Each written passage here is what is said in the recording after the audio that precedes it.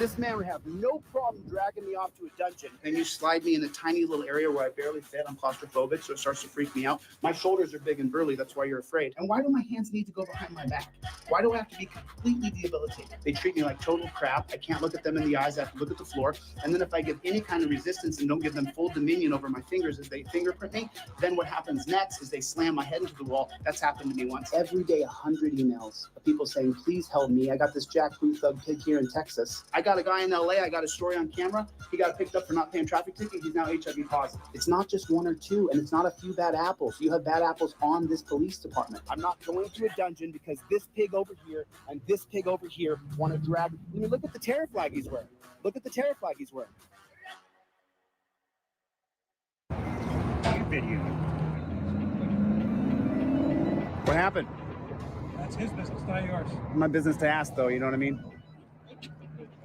I was actually going to drop the cameras and go into Kung Fu mode. Good thing you came back. If you hadn't come back, I was going to Kung Fu, bro. I'm just standing there filming, you know? These guys are so predictable. Such beta male chumpzillas that when you put torture cuffs on someone, you're torturing them. I appreciate your information. Well, it might not affect you at all. You might not give a rat's ass about another man. How many cops do you guys need? You guys need a few more cops here? 1, 2, 3, 4, 5. Get another giant like this one. There's no third party to film cops searching your car. I mean, one time when after I became known across the country, then the cops didn't put me in torture cuffs quite as tight. I was in torture cuffs and the guy tried to cut off the blood to my ulnar nerve and my arm. That's why this hand shakes now. That's what he did. He's got his hands on his head like a POW though.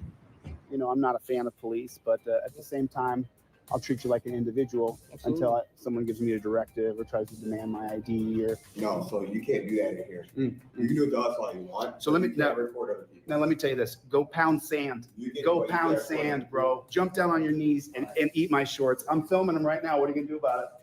What are you gonna do about it? No, you can't. No, you can't. Go ahead. Now let me educate this dirty jackboot thug pig. You have a First Amendment right to film police. That right does not change when you go into a police lobby. It's right there, the right to film cops. You got people like that who don't know that this is a public forum. I can film in here anytime I'd like. What are you gonna do about it? Well, you're not gonna do a damn thing. And if you do, I'll sue you personally under 1983. And then you'll face federal district court. Or take your happy ass back to your office and flee like a little dog. That was easy. Look at this kid. Look at him. Little stick figure they put in a costume. That one there was a violation. Personally, I wouldn't have it. This is a kid. I could wipe the green from out behind his ears. Don't do this crap. Was your daddy a pig? Tell me what happened.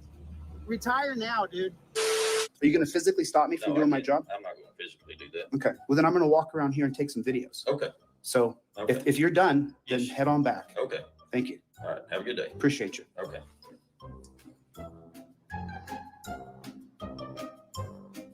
So that was a lie.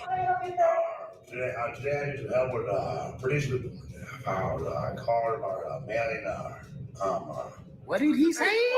My dad was in the police department from 1946 to 1981. He retired as a shift commander. And I tell you what, this fire station was built in 1969. And he was here from 69 to 81. He was a shift commander here. And before that, you know where the big city hall is? When he first started, that city hall was built in about 1955. And the old city hall, he was in there. And then after that, but is there anybody I could talk to here? Huh? Unless they want to come down to the gym. I don't think you have the facilities for that, big man. Instead of walking around sighing and breathing hard. I don't like where this is going. They're literally colluding together at the front and blocking me from entering. Come on, man. Dude, you better grab me while you got that badge on. I'm not going to physically challenge you, dude. Not while you got the badge on and you're working in a security capacity. I'm not going to challenge you. Hey, there we are. There's an officer of the law. I don't go in there and smash that desk and beat everybody up and say, I'll do what I want because I agree to live under a series of laws. I've agreed to that. I'm a law-abiding citizen. I won't violate your rights just like I don't want you to violate mine. I want a matter of record. I'm not willingly walking off. He's telling me if I don't leave that he's going to arrest me. And so as a man of law and order who respects the social contract and the rule of law, I'm going to do what he tells me to, because if I don't do what he tells me, he's going to arrest me. You are a bro. You're not tough at all. With your badge and gun, You got no badge and gun. You're a wuss. Don't get in my face, punk ass. Excuse me. Think you're a man with a gun in your hand, don't you? You're a jack. Thank you for being a good. I'm telling you, dude. Hold up. Wait a minute. Dude, get your hand off my camera, lady. I'm fired. Your dad's a pig. Your dad is a pig. Call my dad a pig? I think your dad's a pig, bro. Are you really? Get off me, bro. Get off me, bro. You want to attack me? Do it. Go ahead. Go ahead. Go ahead. What's the matter? You don't want to be on camera now that you tried to attack me? You can't attack me, dude. You need to get on a stair stepper for a while. Where is law enforcement? For law enforcement for what? For having a civil discussion? Name and badge number. Name and badge number. What's your name and badge number? Hey, you have to identify yourself for the policy. Leave him alone. No, he has to identify. No, he doesn't. Leave him alone. Go back to California. Leave him alone. You're upset because he didn't identify himself. You can't act in your official capacity and not give your name and badge number. This cop comes out here and starts demanding me around and then threatens me that he's going to come out. Well, then do it.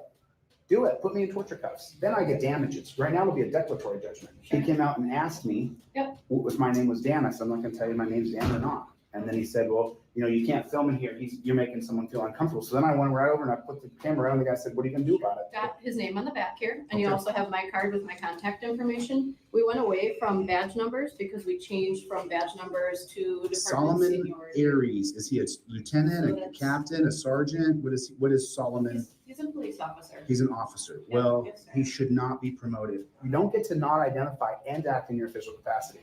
And that is worth filing for. It'll take me about 4 hours to write. Policy not to jump out of his vehicle. But you guys killed the battery. Are you going to help her get her car started? Can't wait, so I'm awesome. Off your policy. What's your name and badge number? What? So that you can identify the thousands of people watching. Why do I need to identify myself? Because you're an officer on duty, and according to the LVMPD handbook, when someone asks you for your name and badge number, you're supposed to give it. Based off what? Your handbook that I've read, that you have not read, obviously. I'm a member of the press. I'm a member of the press. I need to identify you. Okay, I'll do what I do. I grew up in this town, and this is bullshit. They were going They left the lights on. I can't even steer my car. If you're going to one up and you're going to film the police, you better know what you're going to say and how you're going to say it. You have to practice saying it. So when you see a copper, you're going to run up and you're going to say, ladies and gentlemen, I'll be filming this interaction. I invoke my First Amendment right. You can address me as Mr. Good Citizen. You have to have your stick down. Cop comes up to me and says something. I'm a little bit confused.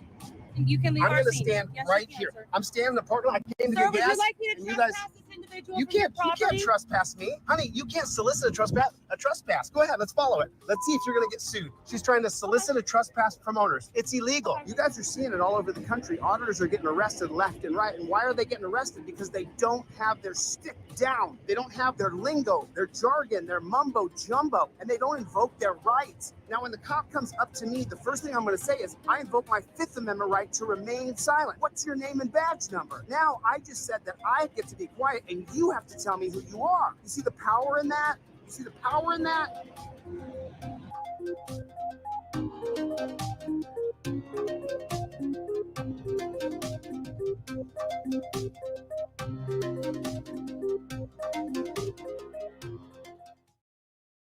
What is going on out there in the land of the unfree America? How is everybody? Welcome to another rendition of Delete Laws. Every single day, I grow a little bit better than I was before. Every single day, I'm able to advance a little bit more, get over this PTSD from being in jail.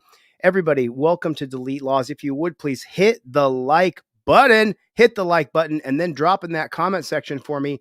OTVO stands for Overturn Terry versus Ohio. Put it in the comment section for me, if you would, pretty please, with sugar and cherry on top. Now, you guys are going to see something right here. How's the sound? You guys can hear me okay? Let me know if you guys can hear me all right. We got a 5x5 over there. Little 5x5 action. Little 5x5 action. How we doing? OTVO. Can you guys hear me all right? Everybody hear me okay? Let me know. Great. Okay. So now, as you guys know, there's a lot of people. How many people here are getting into filming cops? How many people here are starting to participate in actually going after these coppers and filming them? because I found this guy's channel on TikTok, Rick Rock, and let me see if I can pull his channel up. It's called sorry about that. It's called Law Loss. That's the name of this guy's channel right here.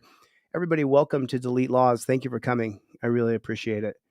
Means a lot to me because YouTube is suppressing the hell out of this channel, demonetizing everything. I'm not allowed to show the police abusing, beating, killing, hurting, torturing, wrongfully imprisoning us. Because if I show the police doing that to people, well, then they'll lock my channel up, which is what they've done. They have cut the viewership on this channel so much, it's unbelievable. But, besides being suppressed, my First Amendment right being crapped on, yeah, YouTube is suppressing every single person who's in the government accountability space. And so you just have to think it's the United States of Google. It's the United States of TikTok, United States of Instagram. It's being run by government agents, whether we like it or not. And so when I was watching this video, Law Loss, the guy's name is Law Loss. I went to his channel on TikTok, Rick Rock. I went to TikTok Rick Rock and I went to Law Loss on his channel. And from the video we're going to watch right here, you're going to see that Law Loss. Sorry about that. I just got out of the shower trying to get this fat weight off from the jail. They put me in that jail for 4 months. I'm trying to take the extra weight off because I put on 20 pounds of fat from eating Snickers and pastries and chips and garbage. I'm sorry, I've been on a little bit of a walkabout. I had to go to Phoenix. I got my teeth fixed. It's not exactly what I wanted, but I really like the dentist. They're going to fix it. And and I had to travel to between Las Vegas, San Diego, LA, and Phoenix over the past week. So I've been traveling extensively. Free Eric Brandt right here. Free Eric Brandt. Right on. Let me know who you are, Free Eric Brandt. I'll go over to your channel, drop the link for your channel. I'll subscribe. But this guy right here, the video you're going to see right here. Okay. So there's something super important that we have to talk about, and it's called qualified immunity. Put a 1 in the chat if you guys have heard of qualified immunity before. Have you heard of qualified immunity? Have you ever heard of that? You ever heard of that? Chevy, what's up with the Playboy? I got to see Cope Doggy Dog earlier today. If you guys are not a member of Team DLZ, I'm just waiting for my web guy to finish this website, but we're having some fireside chats every week talking a little bit. And so I'd like for you guys to join, if you guys can join. Houston Hot Dog is here. But this video right here, the video about to see right here directly pertains to the term qualified immunity and how to beat the cops' qualified immunity. So I'm going to have to type a little bit here real fast, then we're going to come right back here.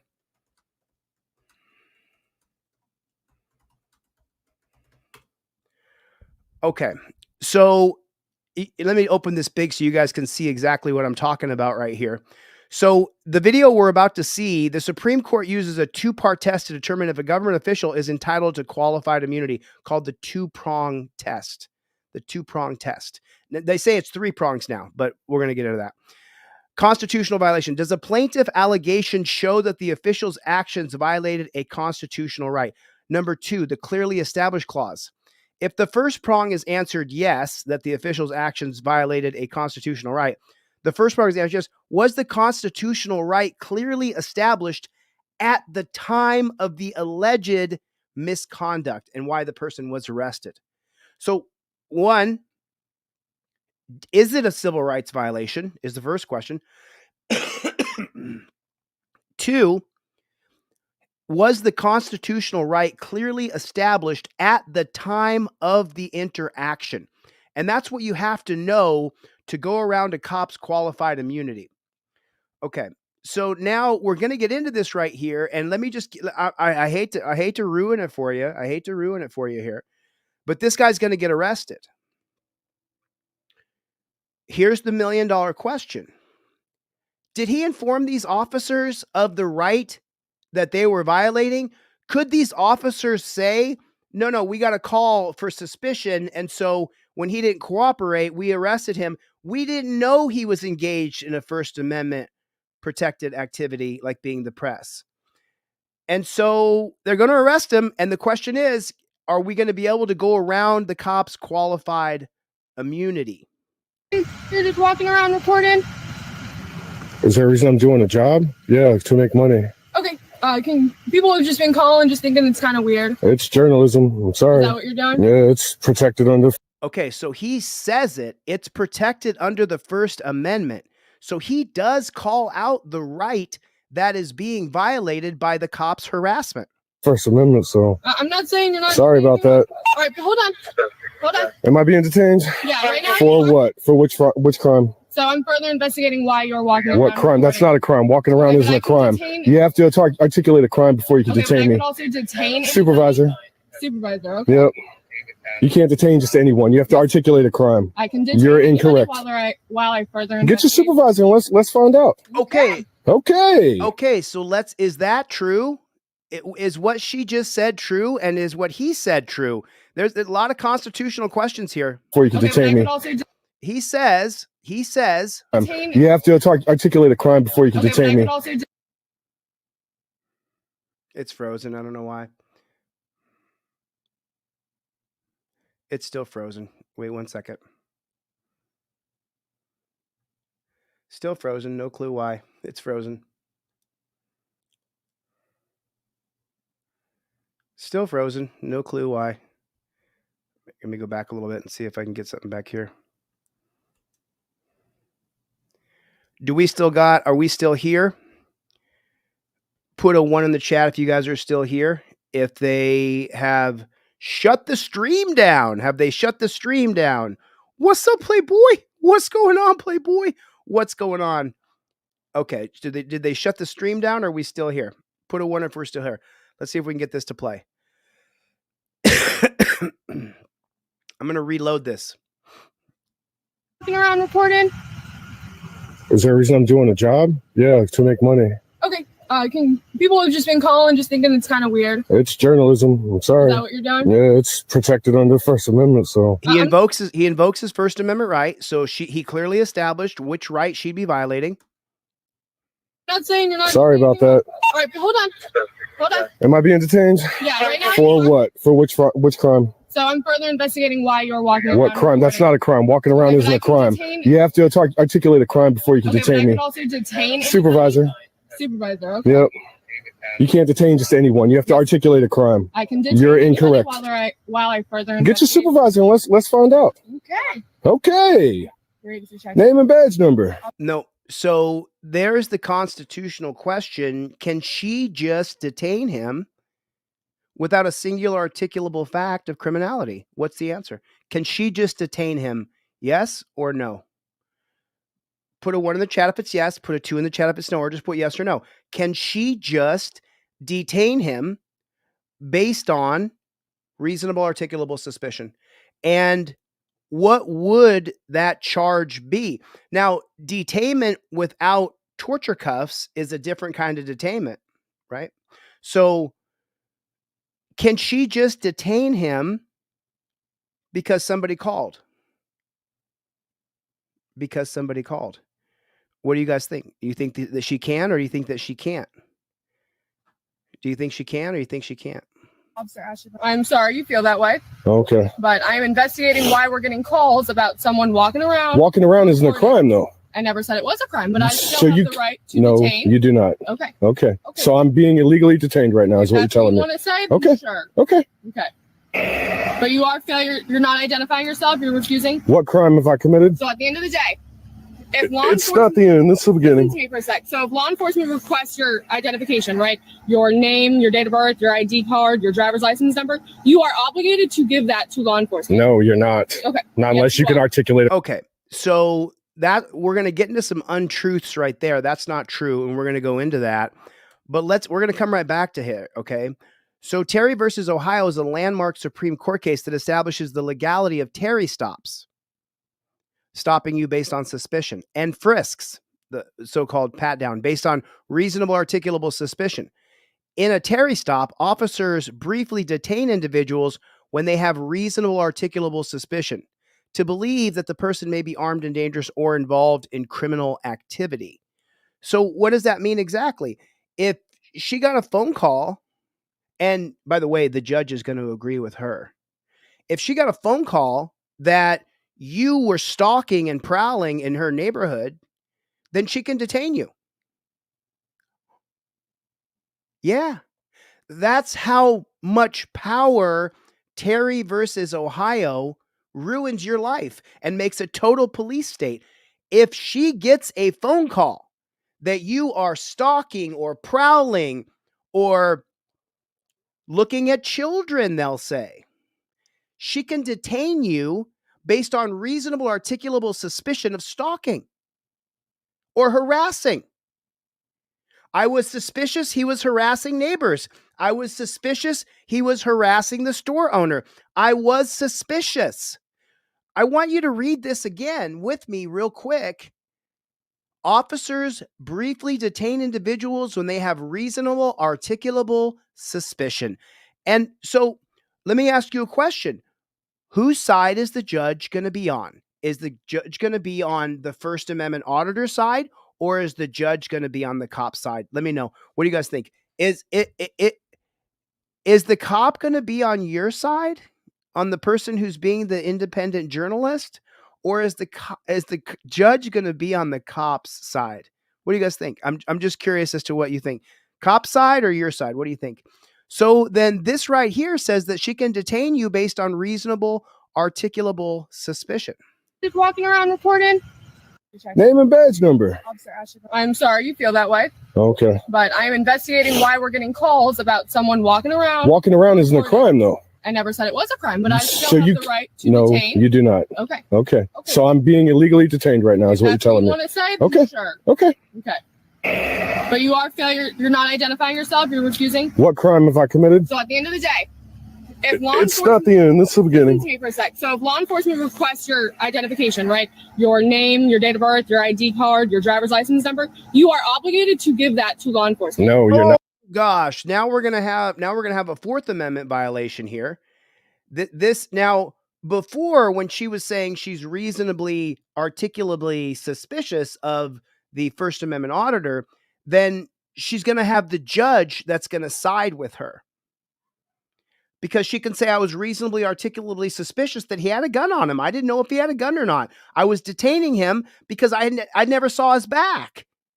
So he could have had a gun stuffed down the back of his shirt, and I didn't know. So that's why I detained him. That's why she's going to win the first one. If she's going to say she has reasonable articulable suspicion because someone called on you, then she's going to win that one. This is the one she loses, though. But you, as the First Amendment auditor, have to really know what you're doing here. If law It's not the end. This is the beginning. Listen to me for a sec. So if law enforcement requests your identification, right, your name, your date of birth, your ID card, your driver's license number, you are obligated to give that to law enforcement. No, you're not. Okay, he's correct. No, you're not. But what would help you a ton?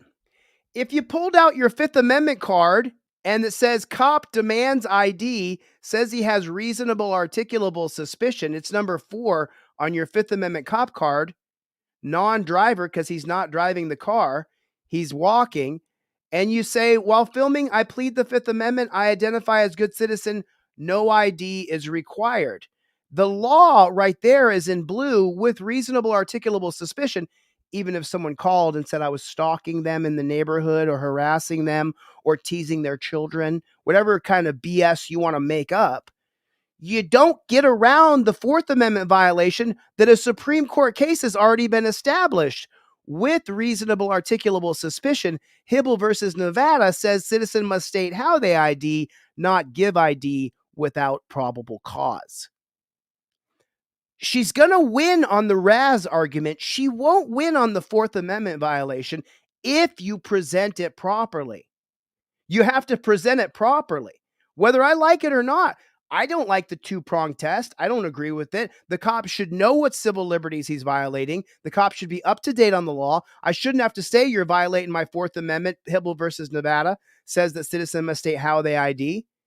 You have to have some literature on you, because with the literature on you, You show the copper, you show the camera, you show the judge. Now, the judge at district court is going to rule against you. Put a 1 in the chat if you know what I'm talking about. The judge at the district court level, the first step of the federal process, the judge at the federal level, federal district court's going to rule against you. It's going to rule against you 1,000%. He's going to rule against you. The circuit court might pick up your case and say, no, wait a minute. She violated his Fourth Amendment. You can't demand ID. She can sit there and lie, but she can't demand ID. So she's lying here. Not Okay. unless you can articulate a crime. So I can articulate that this Walking around is not suspicious. Isn't a crime. Okay, but it is something we have to investigate. It's not a crime, so I don't have to comply with anything. I don't have to help you in your investigation. Okay. Well, I am asking you to identify yourself. You are refusing. I haven't committed a crime. That doesn't matter. It does matter. No, I do not. Okay. You are incorrect. Okay. Well, you're about to learn. I hope this is your supervisor. He's about to school you if it's your actual supervisor. Okay. Hey, sir.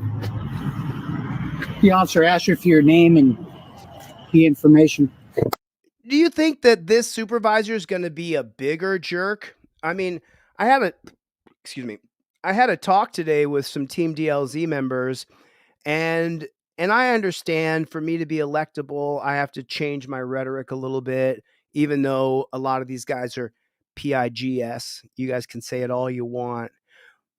But do you think he's going to be a bigger PIG, or you think he's going to be a smaller PIG? What do you think? Do you think he's going to be a bigger pig than the pig who's trying to violate his rights?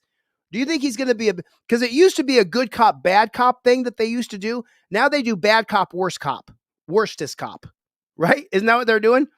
So this guy comes up, his rights are being violated, First Amendment being violated, Fourth Amendment being violated, and this cop's going to come up. He's about to school you if it's I wish he was about to school her. Your actual supervisor. Okay. Hey, sir. The officer asked you for your name and the information. What crime do you suspect me of? Well, like she explained to you, she's investigating suspicious activity. Suspicious isn't a crime. Okay. I'm sorry. I know y'all wish it was, but it's not. Okay. Are you going to give her your name and information? No, I haven't committed a crime. What do you plan on doing, sir? I'm doing my job, trying to without being harassed. Okay. I'm just gathering content for a story, and y'all want to harass me over it. Okay.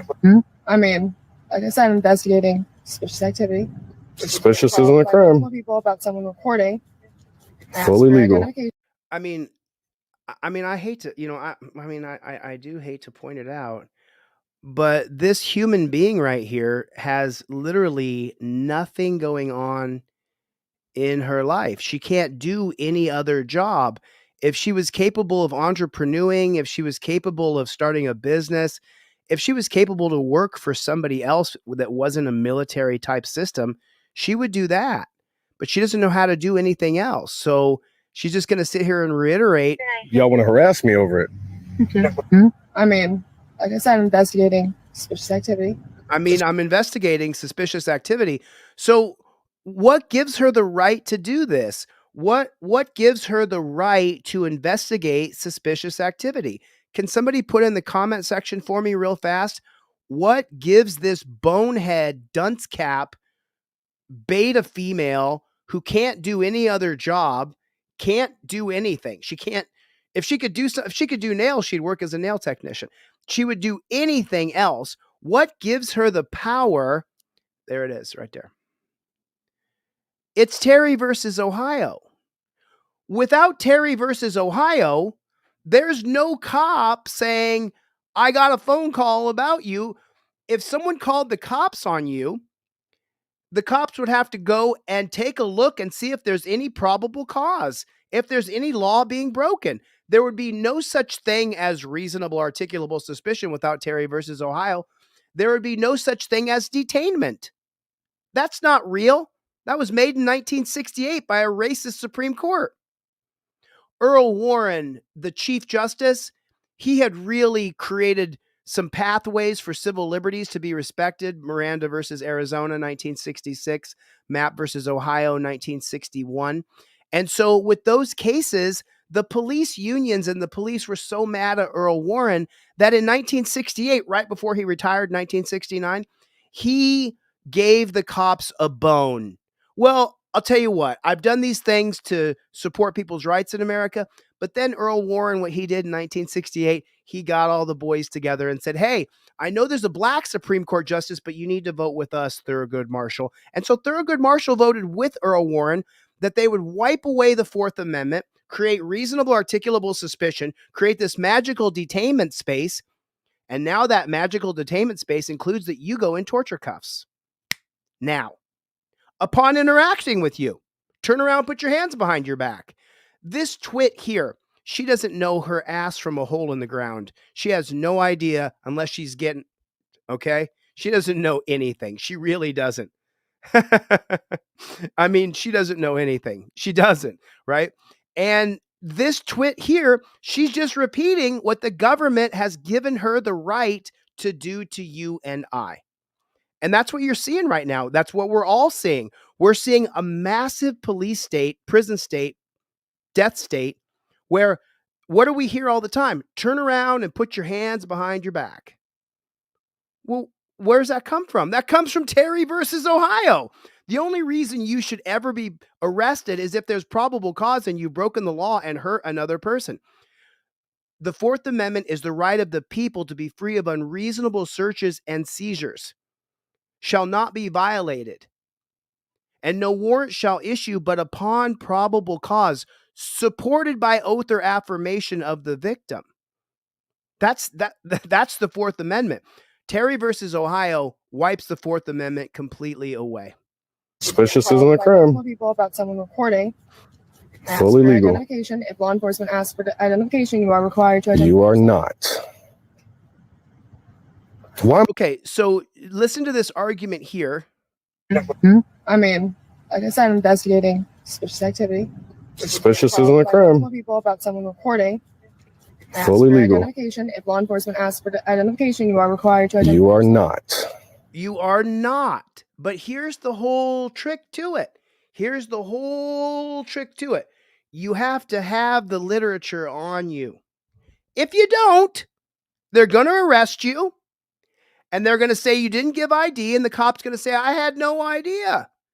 And the two-prong test will fall in the favor of the police. The cop will get qualified immunity. And you'll get piddly-wink to nothing for your federal civil rights lawsuit. Whereas, if you say, no, cop demands ID, says that he has RAS, this is my non-driver cop card right here. It says here that I plead the Fifth Amendment and identify as a good citizen, no IDs required. With RAS, Hibble versus Nevada says citizen must say how they ID, not give ID without probable cause. And this would be Lawless's lawsuit. This is what he could sue on those grounds.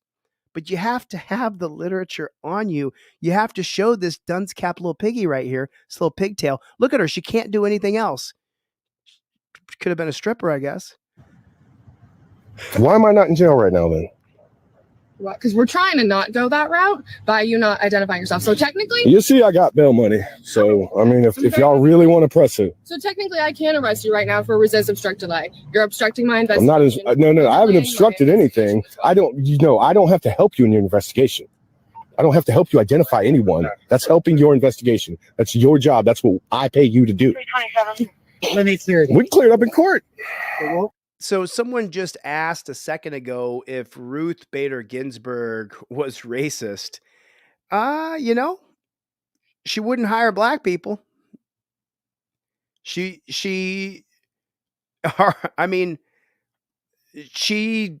didn't even like black people. She didn't have any black people work for her. She didn't have any black friends.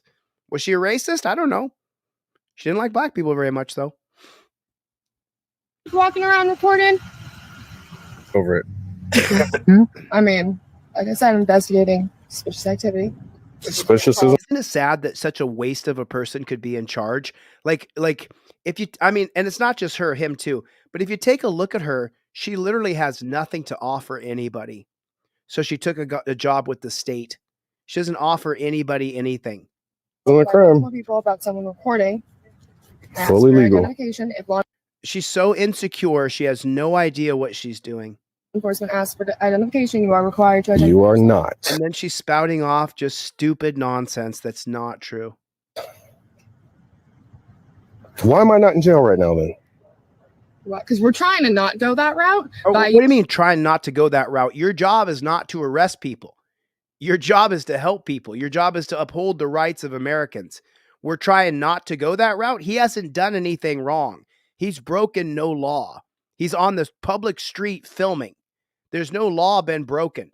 You're trying not to go that route?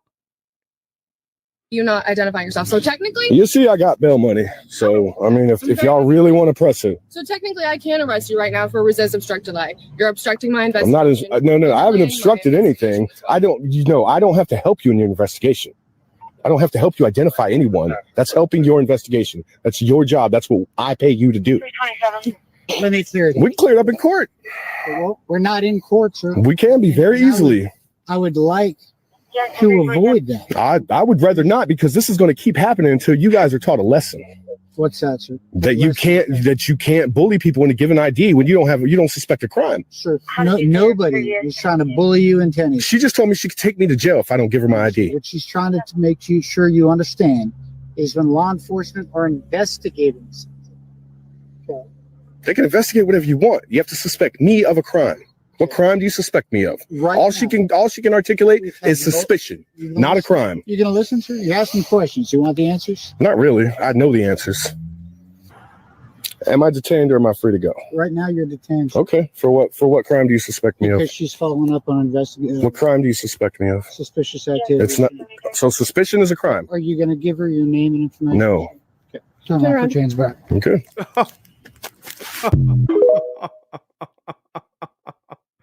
Just like that. What do we hear all the time? What's the constant that we're hearing in our country? Turn around and put your hands behind your back. Why? Why do I need to go to jail because I'm invoking my rights? And we're seeing it all over the country. It's everywhere we look. People are going to jail. You know, the video that I showed coming into this live stream, it kind of makes me cringe now because I just went to jail for 4 months for doing nothing wrong. My case was overturned on appeal, so I was exonerated. My criminal record was stripped of this charge. But it doesn't matter what you do. If you stand up to this government, their response is to arrest you. That's their goal, is to put a 1 in the chat if a cop's goal is to arrest you.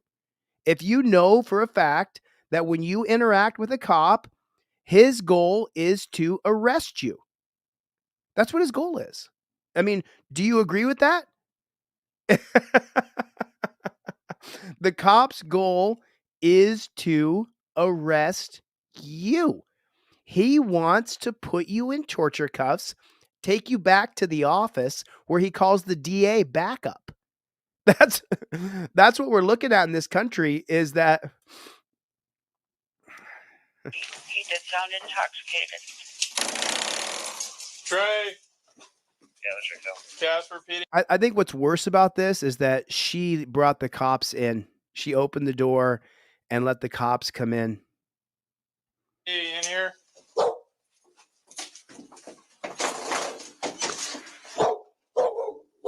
What is that?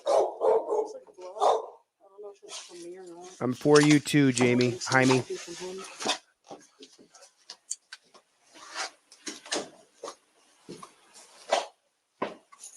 He's out here.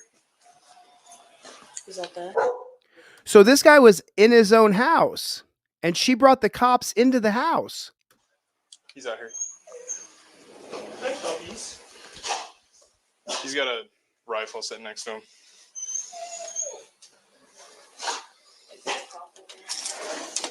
What's going on? Yeah, well, she was safe. I'm also part of the lease owner. I know. Trespassing. But we have to shoot you. No, you couldn't. I don't care. Death by cop doesn't sound too bad. But what do you want? What happened? I told her to get the fuck out. Okay. And so I pushed her the fuck out. She wouldn't fucking leave. Okay, so as you guys know, the materials that I provide to you guys, the Fifth Amendment cop card and the TRIFOLD, it says I invoke my Fifth Amendment right to remain silent. If you tell the cops that you pushed your girlfriend, your ex-girlfriend, your wife, your ex-wife If you tell the cops that you put your hands on another person, then they're going to charge you at the minimum with battery, but then that gives them probable cause to arrest you. You see, the Fifth Amendment is your guide as to how you interact with cops. What do you say to them? I plead the Fifth Amendment. And now what I'm going to do is I'm going to film everything that happens here. He just told the cops suicide by cop. Now you made the cop think that you want to hurt him. Your best bet is to shut the front door, invoke your Fifth Amendment right, and stop talking. Okay. Can you step in here? No. Can you step in here away from the rifle so that we can talk? Go ahead.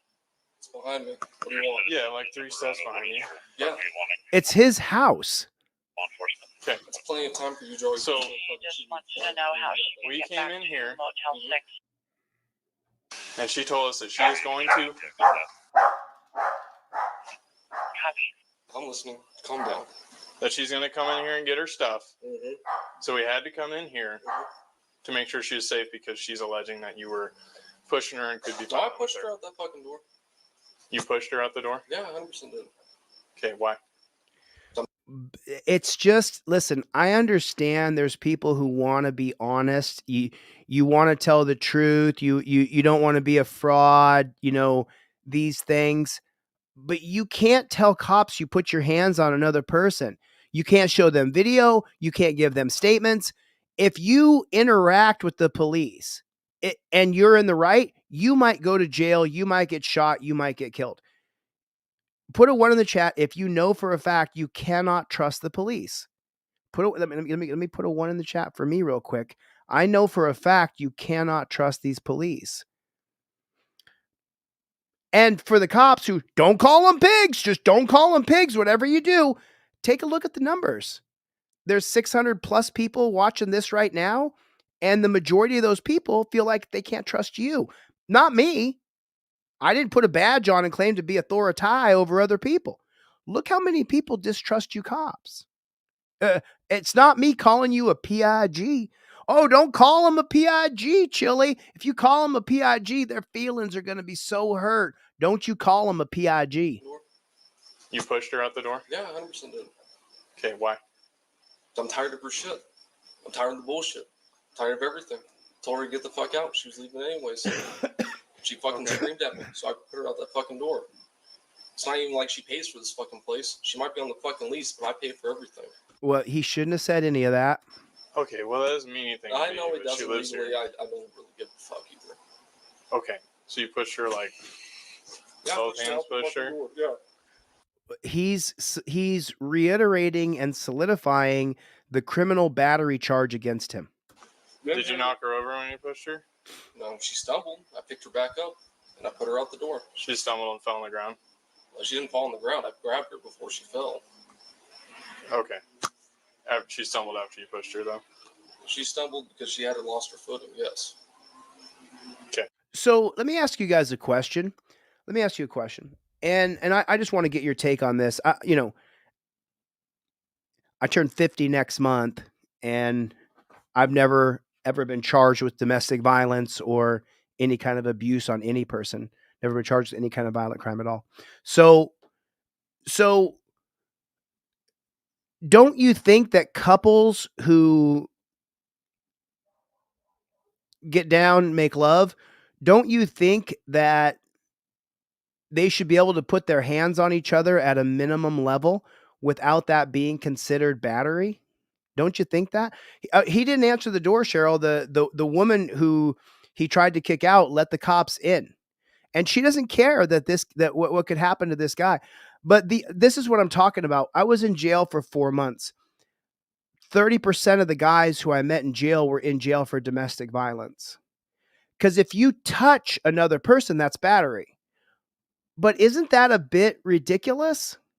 You do a lot more touching in other situations than when you push someone out the door to get out of your house.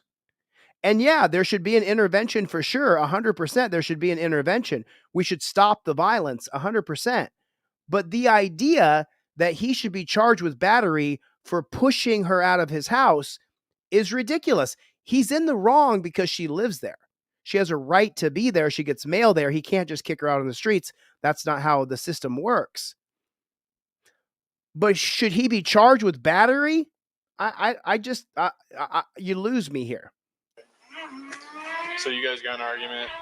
Anything else physical happen? No. And I saw you inspecting the door. That was long before you guys ever got here. That was when she tried to commit. I'm not saying that was from. She didn't even. So it was medical information, apparently, is what they're saying. I'm not saying that was from. She didn't even said she didn't know what that was from.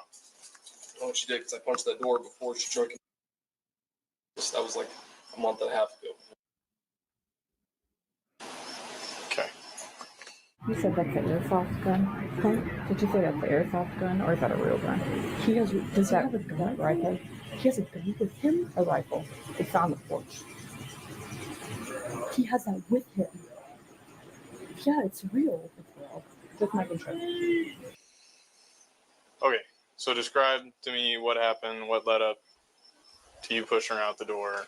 Don't do that. Invoke your Fifth Amendment right and don't talk to cops. Me and her got an argument. I told her to get out. She was already leaving anyway for her birthday bash because we had the same birthday. She fucking screamed at me and I said, I'm tired of this shit. So I pushed her out the fucking door. Okay. How hard did you push her? Not very. Not very. How many times did you push her? Probably like 3. 3 times? Probably. And just all on the back, or? And mostly, yeah. Okay. How long you guys been together? So the cop now has solidified that he has probable cause to arrest this guy. Now, everything else he's going to say after this is just bullshit. He's trying to find the right moment to arrest him. On and off for like 9 months. Okay. How long has she been living here? We got this lease in November. I think you rush things a little bit, bro. You got to slow down. Okay. So what made you decide to start? She's already leaving the house. Why would you start pushing her in the back? Because I wanted her to leave. She kept screaming at me. I'm done with this relationship. I don't think you understand that. No, I understand. I think that's a great idea. And then every time I try to fucking leave her too, or something, some bullshit fucking happens. Trips me. She does fucking something. I don't need this shit. I really don't. I think one of them is bipolar or something, or schizophrenic. They keep on cutting out the medical information. Okay.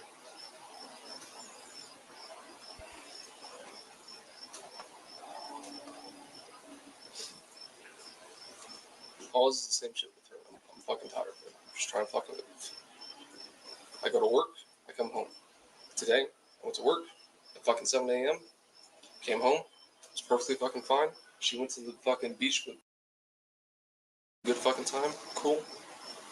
I didn't want to fucking talk. She keeps asking me stupid fucking questions. I'm done tired of asking them. I told her I'm just fucking done with this shit. She fucking was like, cool, I'm leaving, whatever. She screamed at me. I screamed at her. She screamed at me again. I told her to get the fuck out. Okay. And then you. I'm with you on this, Jim. I agree 100%. Obviously, the relationship has gone sour. He didn't shove her to try to hurt her. He pushed her out of the house. So now it has to be worked out, but there's no reason for this to end up criminal charges and people being arrested. There's no reason that this man needs to be arrested and charged with crimes for simply pushing her away. I'm not saying it's right. There definitely has to be some sort of intervention. Nobody wants domestic violence. Nobody agrees with anybody hurting women or even men on that side. But the idea that he should go to jail is ridiculous. You started pushing her out the door? Yeah. Okay. End story. I pushed her out the fucking door, gave her her shit, went downstairs, gave her fucking other car keys. So she had all her car keys. I didn't know if she had hers or not. Called it good. Okay. And I watched you guys pull fucking up and everything fucking else. Okay. I'm not going to jail tonight. I hope you know that. Like, what does that mean? I'm just letting you know I'm not going to jail tonight. That's why that fucking rifle's there. I'm not going to fucking jail tonight. either death by cop or not. I've been in plenty of firefights in my fucking life. I'm afraid of another one. Oh. What do you think's going to happen? What do you think's going to happen next?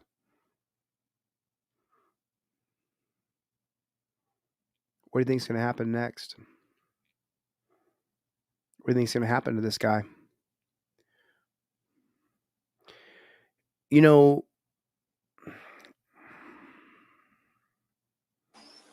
Point being is I'm not fucking going to jail tonight. Refuse to. Take that as you will. Can you just step inside here so that we can finish our conversation? okay, so what could happen right here? Before we see how this is going to go down, what could happen here? They could say, honey, ma'am, come with us. We're leaving for the night. He's on one. Looks like he might be drinking. We're going to leave. We're going to come back tomorrow with a mediator to talk to you and deal with what's happening here. He doesn't need to go to jail right now while he's in the mental state he's in. If you force him, well, we know what's going to happen if you force him. The idea that you need to go to jail, don't you guys remember the video of the cop where they went to his house at 2:00 in the morning, set up a whole perimeter, then by 5 a.m. they shut it down and everybody left, and he had shot his ex-wife with a shotgun. Do you remember this? Put a 1 in the chat if you guys remember this case. Why can't they put a tracking device on his wrist or his ankle and then say, okay, we're done with this for the next 24 to 48 hours? Why does he need to go to jail right now? Let's say he's got to be punished. Let's say he threatened, right? Let's say he did something illegal. He destroyed the woman's property. Let's just say. He still doesn't need to go to jail right this second. There are ways now that we don't have to take him to jail right this second, and he can still face justice if he's done something illegal. We were talking perfectly fine. You just said you're going to fucking shoot me. I didn't say I was going to shoot you. I said I wasn't going to jail. You can take implications. You said if you're going to go to jail, that you're going to fucking shoot us. That's not what he said at all. Say you were going to shoot you. If I want to shoot you, I could pick all three of you up. I can hit a fucking, on Ironsides, I can hit a fucking paper target from 300 fucking meters away. If I wanted to kill you guys, it would have already been fucking done before you walked out your fucking car when you guys all showed up in the convoy. I didn't say I was going to shoot you. I said I'm not going to jail. So why can he not go to jail? I mean, how about the idea that they put a camera outside of his house in the front door, or a camera outside of the house of his back door, and you sequester him, and then you siege him, and then when he leaves, you deal with him when he's sober or not in a mental state like this, so his life doesn't have to be ended. But the cop, once again, just makes up lies and said, you threatened to kill me. On Ironsides, I can hit a fucking paper target from 300 fucking meters away. If I wanted to kill you guys, it would have already been fucking done before you walked out your fucking car when you guys all showed up in the convoy. I didn't say I was going to shoot you. I said I'm not going to jail. So let's take a look at Bootlicker Nick down here. So get that cop stick out of the back of your throat, bro. You're getting stuff all over your face. You look like a fool. So I never said to leave a drunk, abusive guy alone with his partner. I said, take the partner. Get that cop stuff out of your eyes. You'll be able to see straight. You're too busy sucking that stick, bro. Okay. Take her with the cops. Leave him sieged, where you have a camera in front, an officer in front, and an officer in back.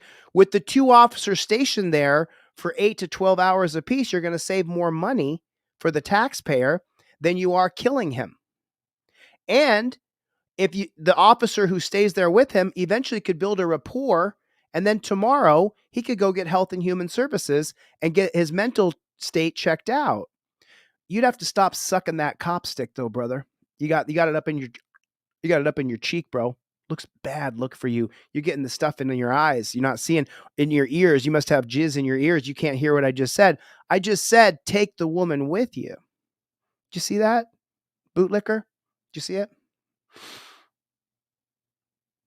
Thanks for coming to the party. Okay. Can you step inside? I'm right here. Yeah, but can you step inside No, I'm stepping away from the gun so that we can finish the conversation. No, that he doesn't want to finish the conversation. He wants to attack him and put him in chains.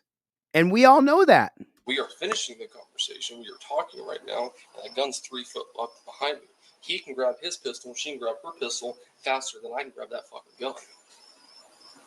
So, you're not in any danger right now. If I walk backwards and grab that motherfucker, see, look at that. You're fine. You have your hand on your fucking pistol, you'll be fine. Calm down. Exactly.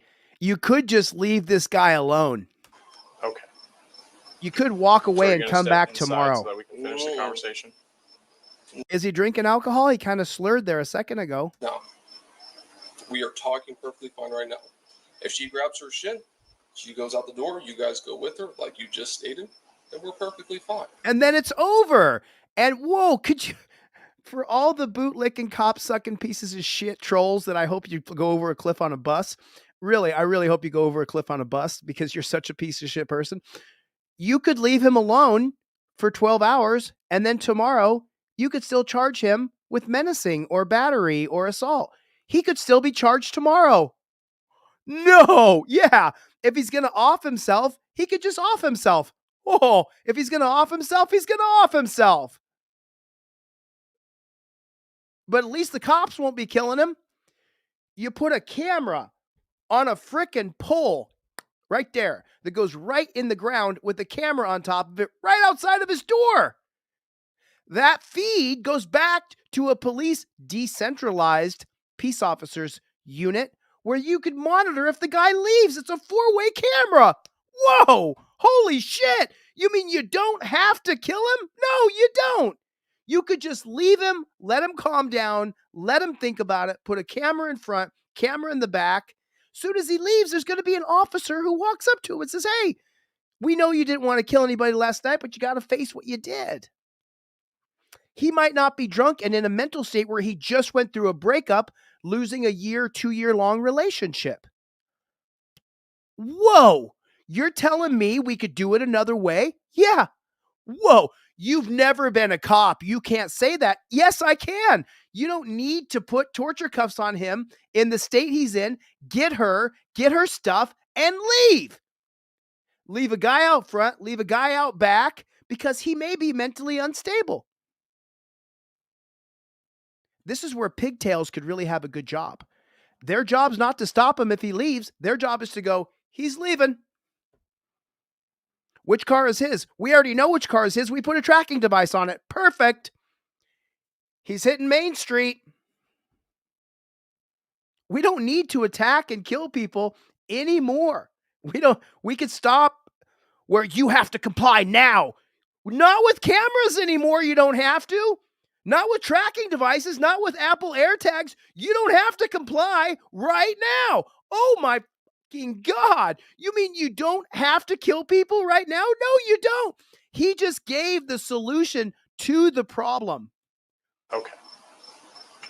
So are you going to step inside so that we can finish the conversation? Now, here's the solution. Ready for this? No.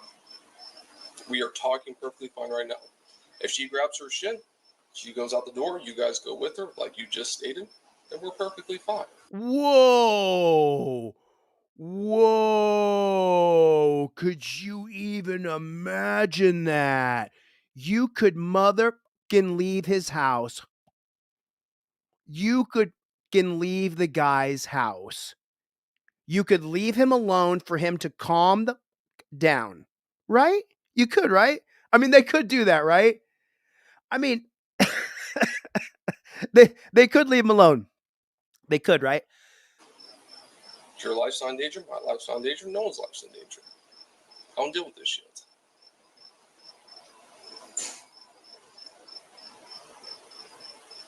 Okay. Are you not going to step inside for me? No. I just told you that multiple times. You're going to keep asking me, I'm going to keep telling you the same answer. Okay, because I want to avoid what you're talking about with your fucking rifle. Why are you fucking talking, bro? Rifle's just sitting there. Yeah, I know it is. I'm allowed to have it right there. Okay. This is not a fucking gun state. Okay, but you don't understand why I'm concerned that you just talked about having a shootout with cops. About that. Listen here, I did 2 fucking deployments overseas. I understand that. I understand about the whole fucking ass show, whole bullshit. Just, I don't want to shoot anybody right now. Okay, cool. You're there. I'm here. We're perfectly fine having a civil conversation. Are we not? Are we not having a civil conversation right now? Sure. Okay. You're the one escalating this right now. I'm not escalating. You're the one that brought up having a shootout with cops. No, I didn't say have a shootout. I said I'm not going to jail. That's all I said. If you want to infer, I didn't say I'm not going to jail or I will shoot it out with cops. I did not say or shoot it out with cops. Never shooting cops. Oh, sorry. A gunfight. I never said a gunfight. I said I'm not afraid of getting a gunfight. There's been plenty of them. Did never say I was going to shoot a cop. Those words That is what he said. never came out of my mouth. That camera right there, and right there, and right there. Actually, yours is not on, but yours too. Oh, you. I've got a newer one. It's a new one. Okay. Well, all 3 of your cameras will show that. Those words never came out of my mouth to shoot a cop. Ever. Okay, have a shootout, whatever you want to call it. I didn't say shootout. But you understand why I'd like you to step inside. Okay, you guys are there. You're no in danger. I'm not going to hurt you. She's grabbing her shit. We're all fucking kosher. What I mean, why? I mean, just help me out here. I mean, let's listen to this together real quick. Let's listen to this together with today's cameras, with today's tracking systems. Could this be a reality today? You to step inside. Okay, you guys are there. You're no in danger. You're no in danger. So it sounds like he's inebriated. I'm not going to hurt you. He's not going to hurt anybody or him. She's grabbing her shit. She's grabbing her shit. We're all fucking kosher. Everybody's kosher. Why can't that work? Why can't that work? Why can't they leave him right there with a man or a camera outside, put a tracking device on his car, put a guy outside on the balcony so he doesn't jump off the balcony? Why not give him a chance to calm down and live like you did that cop where you left the house after he shot his wife with a shotgun? Does anybody remember that story? Someone send me that story. I want to use it. I can't remember where it is. Right. The matter here is that there's a rifle 3 foot behind you. I understand we have our own. Right. There's a rifle 3 foot behind me. That is 100% understandable. We are just trying to handle this civilly. Right, which we are. She's grabbing her stuff. You ask about what happened. I told you what happened. You asked about the rest of the events. I said I watched you guys pull up. There was nothing that wasn't civil about this, was there?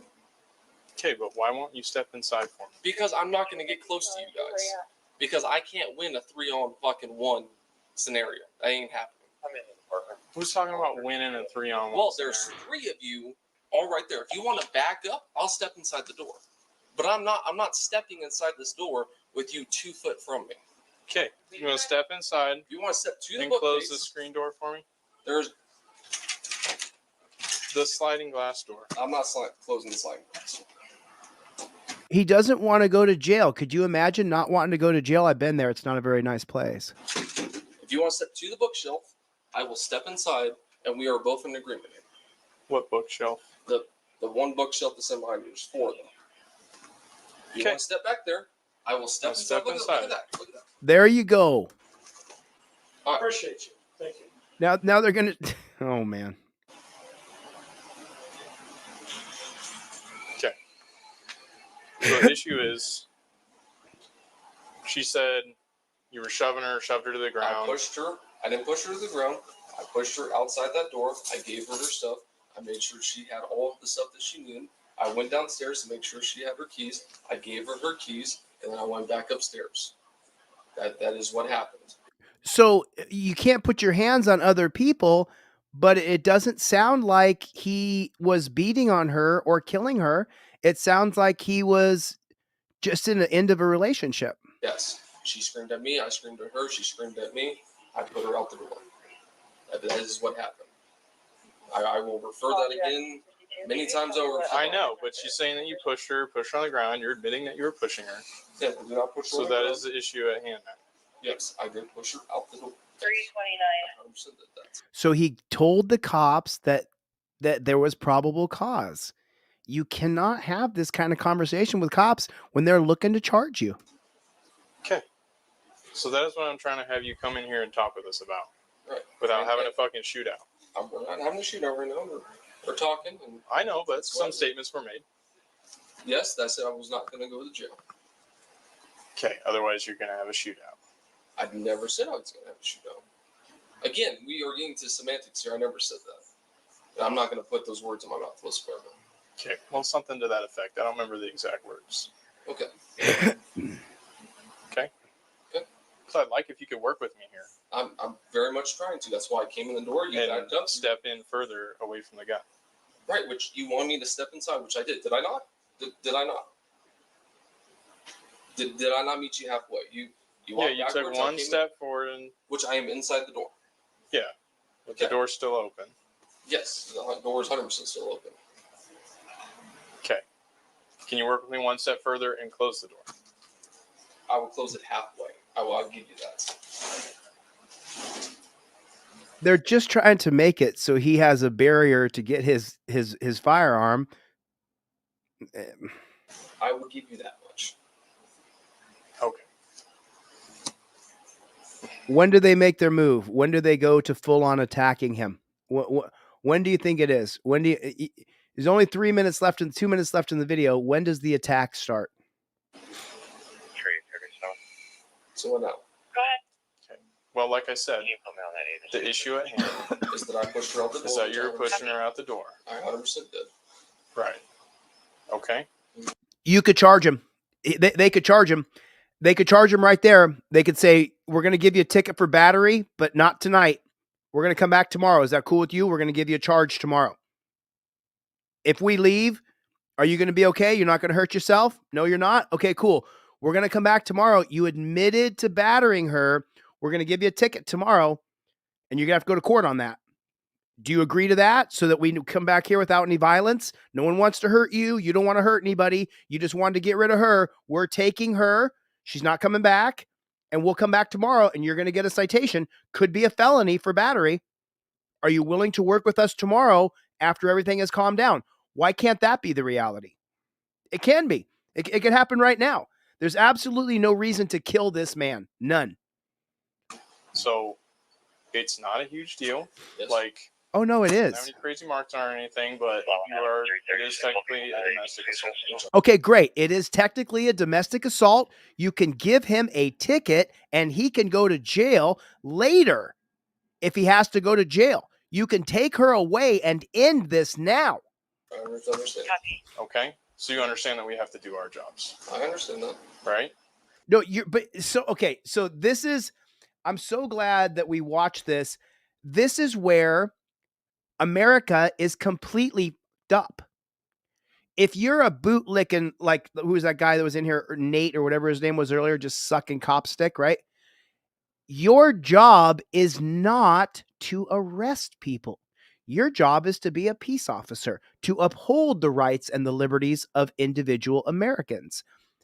They could leave him here and now. He even said it's not that big a deal. Pushed her out the door. Is that you're pushing her out? Well, like I said, the issue at hand is that I pushed her out the door. Is that you're pushing her out the door. Okay, so now we know there's going to be a charge for battery. He admitted to it. Okay, I'm cool with that. I 100% did. Right. Okay. So it's not a huge deal. It's not a huge deal. Yes. Like, she doesn't have any crazy marks on her. She doesn't have any crazy marks on her, so there was no abuse. Anything, but it is technically a domestic assault. It's technically a domestic assault. He didn't even call it battery. He called it domestic assault, which is one phase less than battery. I understand. So now at this point right here, he can say, I'm going to come back here tomorrow and ticket you. Am I going to be safe coming back here? Do you have any ill will toward police officers? No? Okay, cool. I'm going to write the ticket when I leave with her. I'm going to come back tomorrow and issue the ticket. Do I got to bring a SWAT team, or is the animosity gone for anybody else besides her? He could just be a peace officer here. It's what he could do. How do you think it's going to go, though? 90 seconds left. How do you think it's going to go? What do you got? I'm just curious. What do you guys think is going to happen? I just want to know. Can you guys write in the comment section? What do you think is going to happen? What do you think is going to happen? What do you think? I think the cops are going to murder him. He's perfectly rational and reasonable. He's just wound up over this relationship ending. They could just leave him right there, right? They could just leave him. They could, right? They could just leave him. Okay? So you understand that we have to do our jobs, I understand that. right? But your job is not to arrest people. Your job is to protect people's rights. Take the woman with you and leave, and protect his right to life as you leave. Okay? So I'm trying to handle this as peacefully as possible. And I am too. I'm meeting you halfway. Am I not? I've not done mostly two of the requests you asked. You asked me to walk in the door, I said walk in the door. You step backwards, we said cool. You asked me to shut the door, I shut the door halfway. I'm meeting you halfway here. Quite literally halfway. Okay. Am I not?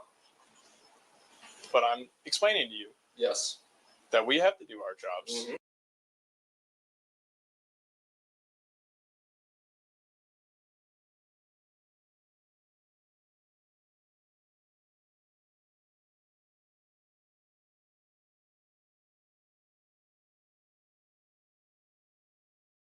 And I'm explaining what. And I'm trying to make it not just safe for us, safe for you. Mm-hmm. And I think I'm pretty to do our jobs. Because I just told you, you did just admit that I pushed you out the door. Yes. Which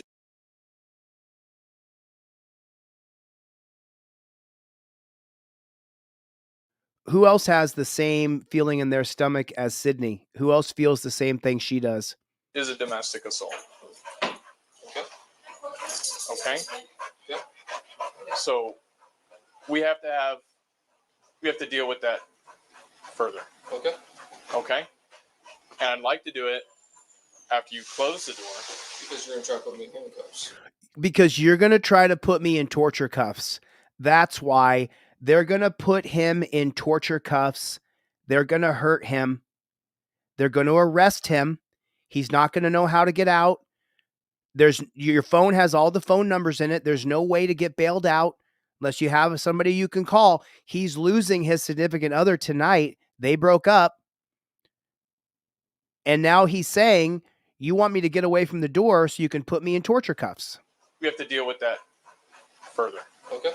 Okay? And I'd like to do it after you close the door. Because you're going to try to put me in handcuffs. Correct? Domestic assault? Because I don't want No. Am I correct? this to escalate further. Right. You're the one escalating it. You have the victim of the assault. You called it assault. You have the victim. You could leave now and come back tomorrow. So, technically, next steps, domestic assault, if I'm wrong, you put me in handcuffs, you take me to the down jail and you process me. You do my fingerprints, you do everything else. Am I correct? Am I correct? Yeah, you're correct. Yes. Okay, cool. Okay? So turn around for me. No, I'm not. Put your hands behind your back. No. Step this way. No. He's in a mental state. You could just leave him here. This is the last 20 seconds of the video. Okay, you're gonna get. Okay, you're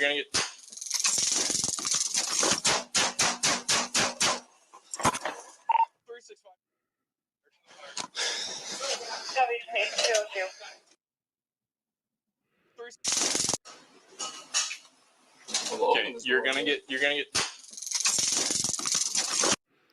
We don't know because they blurred it if he had his hand on the firearm or not. But he walks out the door and just starts spraying. Shot the guy. How many times is that?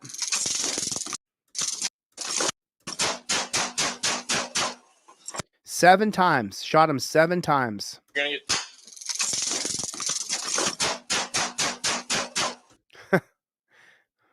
get. You're gonna get. And take a look. You don't even need someone outside the balcony because he's up 3 or 4 floors. See that? He's up.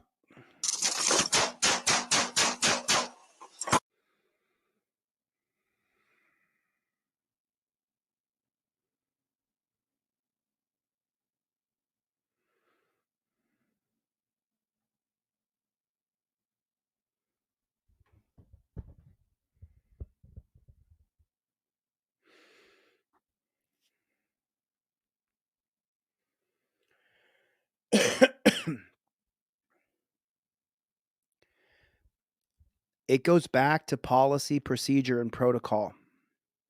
It goes back to the policy, procedure, and protocol. That's what it goes back to. That's what it goes back to. Policy, procedure, and protocol. It's their policy that you have to be arrested if there's a domestic violence. They couldn't just leave. They couldn't leave and put someone outside the door. They couldn't just leave him. They had to kill him. They have to kill you. You have to die. So I want to show this, and I've got a. I'm gonna. I already made a video on this. It hasn't come out yet, so I made a video on this. I'm going to show you guys the video. I'm going to show you just. I'm not going to show you all the phases of the video that I made already, but there's going to be parts of this that I have to block out.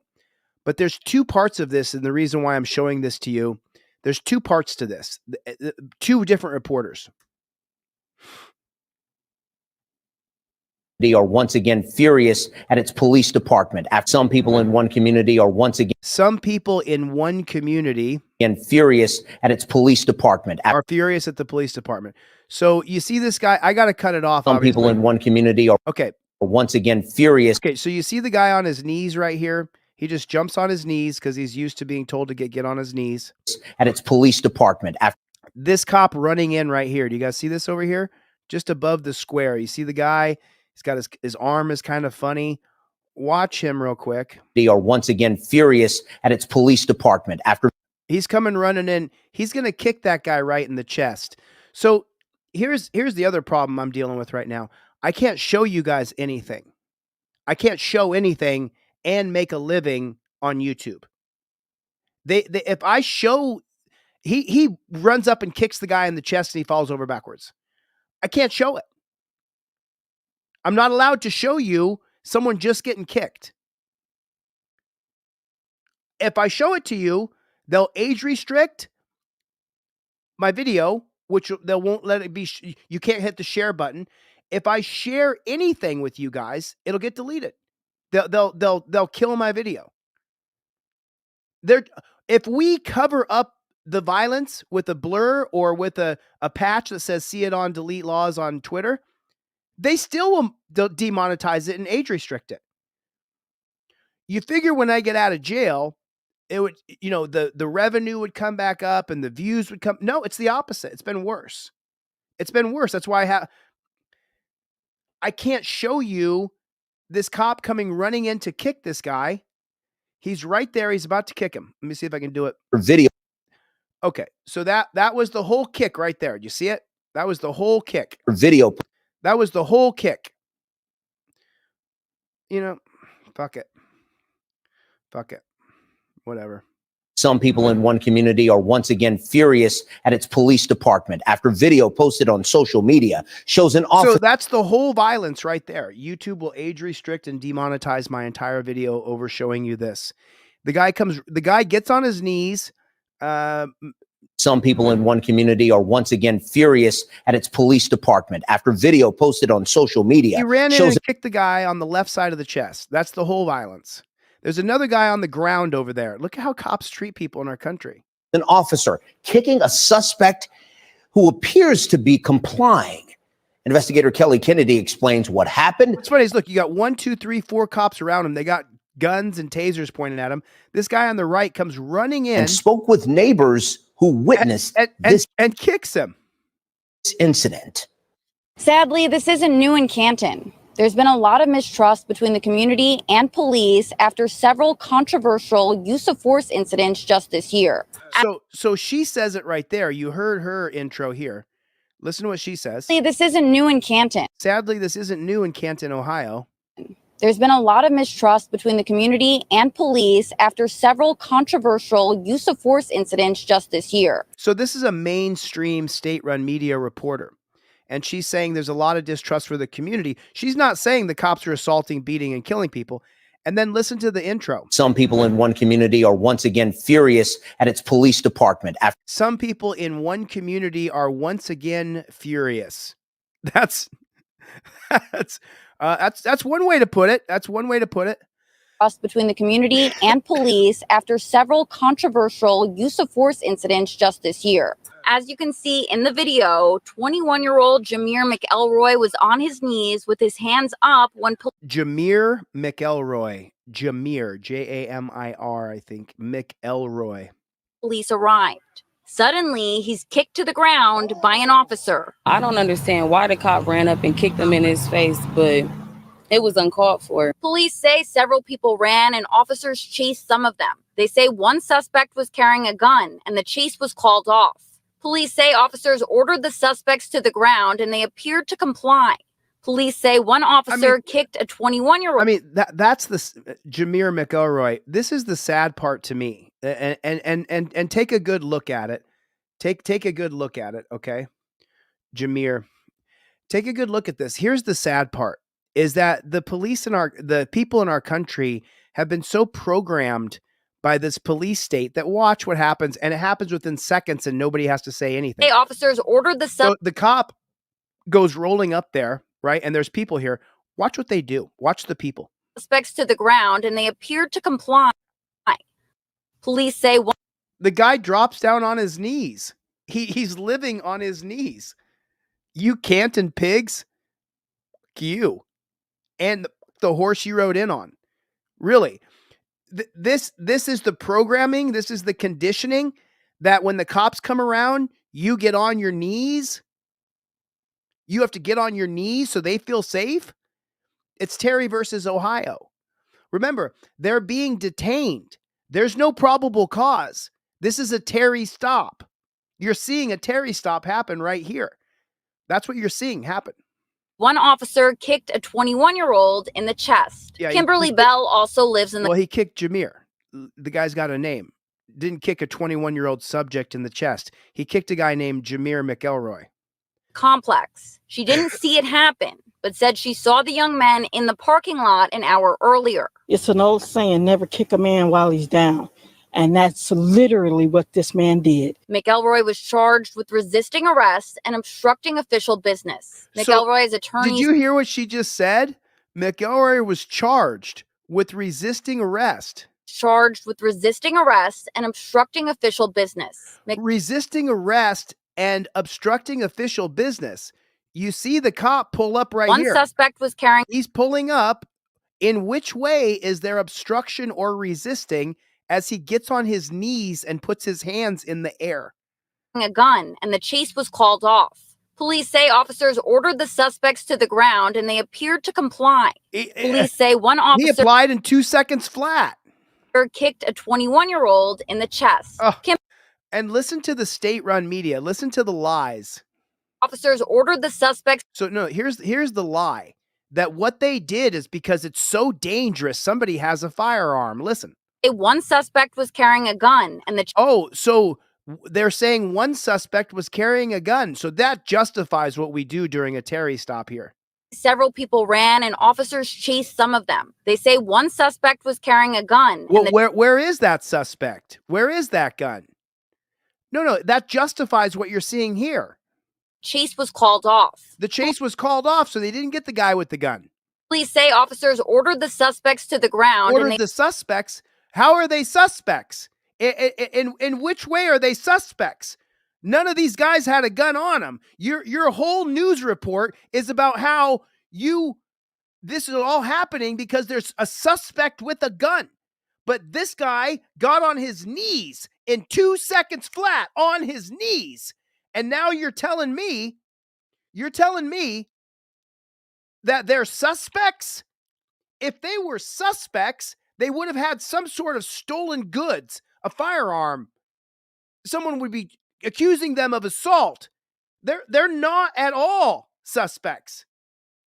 They're not suspects at all. They're just making it up. They appeared to comply. They appeared to comply?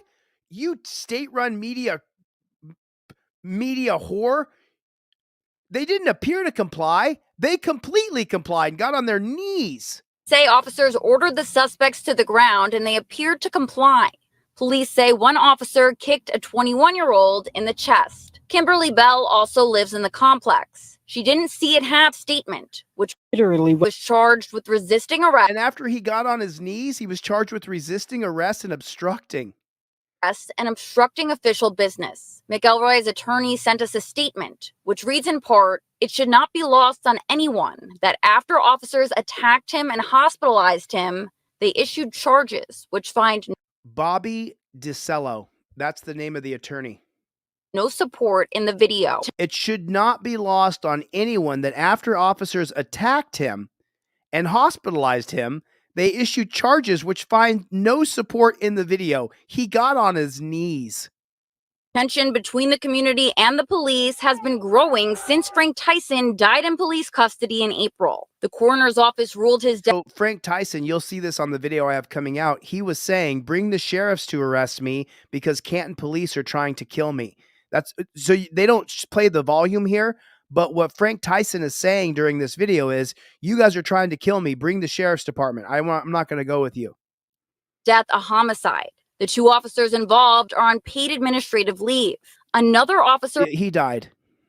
was fired after a video went viral in May of a police dog attacking a man who was the dog attack. Remember this? They attacked a guy on his front porch for looking at the dog, and they said, "Don't be looking at our dog that way." We want to see the officer involved in this case held accountable. He should be, just like anybody else. Canton police arrested 3 people, including this 21-year-old. Why don't you call him Jameer? His name is Jameer. Canton police say the actions of this officer are currently under review. Now, right, so that right there, him putting a leg out, the guy doesn't get kicked very hard.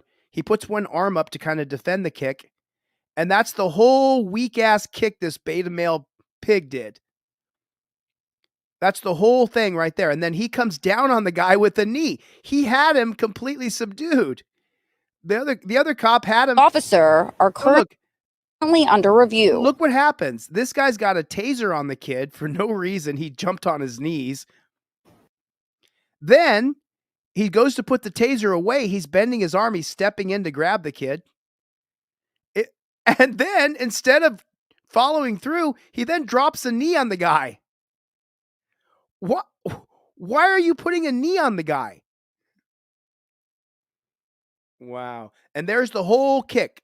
So YouTube can demonetize and age restrict my video. A young pregnant woman's death was ruled a suicide.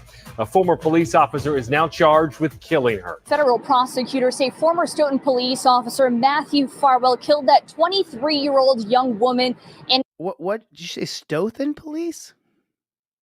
Police officer Matthew Farwell killed. Prosecutors say former Stoughton police officer. The officer is now charged with killing her. Federal prosecutors say former Stoughton police officer. Former Stoughton police officer? Officer Matthew Farwell killed that 23-year-old young woman in an attempt to cover up what they say was years of sexual abuse that started when she was just a teen in a youth police program.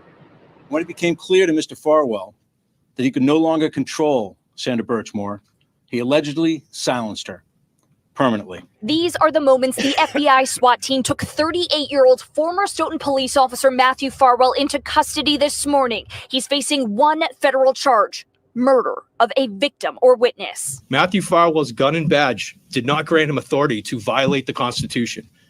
And it certainly didn't entitle him to sexually exploit, abuse, and rape a child before killing her and her unborn baby in an attempt to cover up his alleged crimes.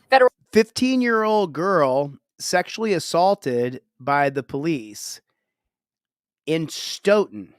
So let me give you guys a little bit of a backstory here, okay? Let me give you a little bit of a backstory. Here is where the Stoughton Police Department is, okay? That's where it is right there. Well, I went to Boston, Massachusetts, to Stoughton, right there. I went there. I was there. On Memorial Day or 4th of July or whichever, I think it was the 4th of July in Massachusetts, in Boston, when I went to this exact area. And there were kids outside, and instead of doing a American parade, they changed it. I think it was Memorial Day. And Memorial Day, because Labor Day is in September. So then I went around that back the blue parade instead of a Memorial Day parade. And I was telling the kids there that were 12, 13, 10, 11, 12, 13, I was saying, don't trust the police. They'll groom you and grape you. That's what I told the kids there. I wasn't very popular for saying it in Stoughton, Massachusetts. I wasn't popular. People were very mad at me for saying that the cops will groom you and rape you. And that's what I was saying. And now they're saying that in Stoughton that this cop did indeed grape, groom, impregnate, and then murder. So if he started, can I just say how if he started statutorily graping her when she was 15 years old, that grooming started when she was 13, 14, maybe 12 years old. And boy, they were so mad at me. They were so mad at me in Boston, Massachusetts, and said how I was this bad guy and I was telling the kids things that were so ridiculous, that were so far out there. And now we see just a very short time later that while I was there was a cop who had groomed and was sleeping with a kid. A kid. Federal investigators say Farwell met Sandra Birchmore when she was a child at the Stoughton Police Explorer Academy.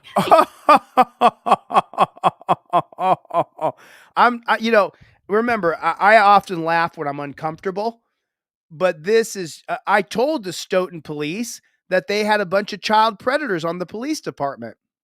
Federal investigators say Farwell met Sandra Birchmore when she was a child. So just so you know, I turn 50 this next month. And when I look at a little girl like that, who's 13, 14 years old, they look like a child to me. In LA, where I've lived in LA for 25 years, there are young women who are 18, 19, 20, 21, 22, who come to LA and are literally like print model, gorgeous, crazy looking. I mean, you think to yourself, man, I feel bad for even looking at her that way. She's 17 years old. Those are the prettiest fish in the smallest pond all over America. She's a beautiful kid. She's a beautiful person. She's not coming straight off the pages of Fashion Nova at 17. Does anybody know what Fashion Nova is? You guys ever heard of that particular clothing brand?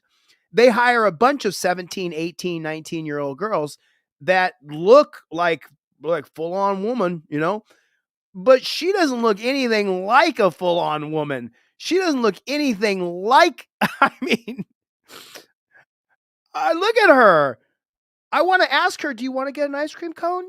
You want to get an ice cream cone? Come on, I'll get your friends. I'll bring you, I'll buy you guys ice cream cones. You don't look at her and think, man, call Fashion Nova. She's the next 15, 16-year-old superstar. In other words, you got to be one sick child predator to hunt down a girl who looks like that. She's not some beauty queen who came to LA and is a runway model, got shimmies and shakes she shouldn't have at 17 or 18. She looks like a freaking kid. She looks like a kid that you would say, oh, you skinned your knee?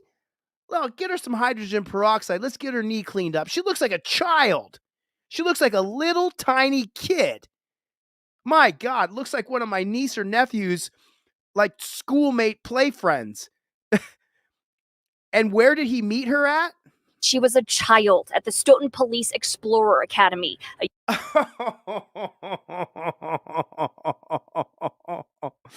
Hey, all you people in Boston that when I was there in May of 2022, go yourself.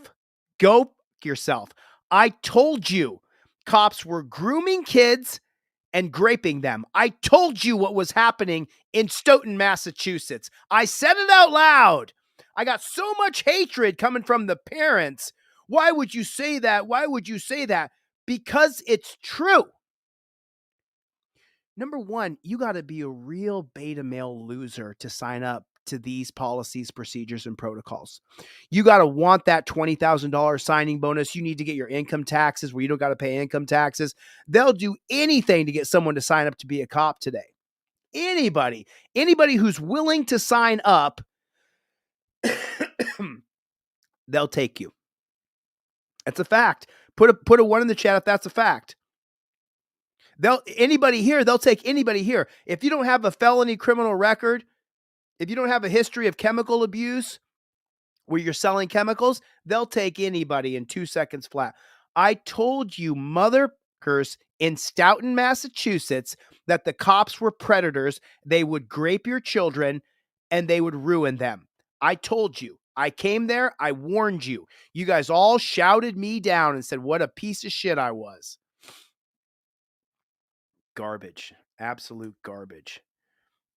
A young pregnant woman's death was ruled a suicide. This morning, he's facing one federal charge. That he could no longer control Sandra Birchmore.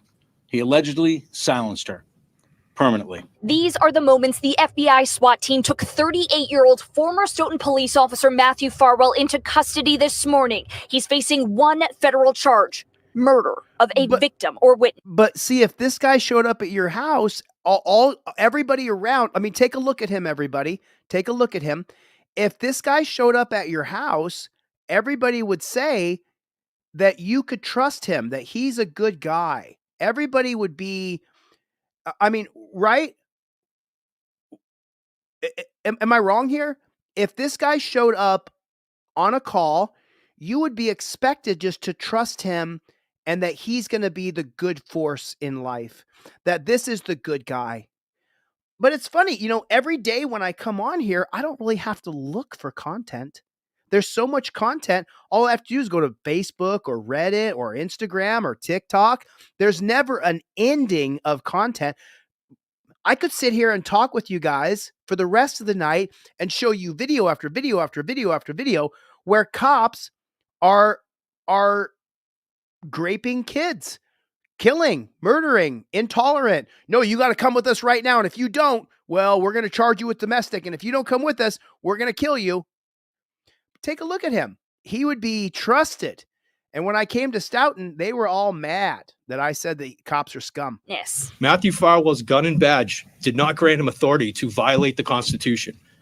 And it certainly didn't entitle him to sexually exploit, abuse, and rape a child before killing her and her unborn baby in an attempt to cover up his alleged crimes. Federal investigators say Farwell met Sandra Birchmore when she was a child at the Stoughton Police Explorer Academy, a youth program for young people interested in law enforcement. He befriended Sandra Birchmore, contacted her online, went to the library with her, became friends on Facebook, essentially groomed her. And then he committed statutory rape. What was the age, though, when she joined the Stoughton Police Department Explorers Program? And let this be a message. Let this be a message. I want you guys to find a bootlicker and share this little part of the video. You sure you want your kid? I'll tell you what. I'll give you a choice. I'll give you... Okay.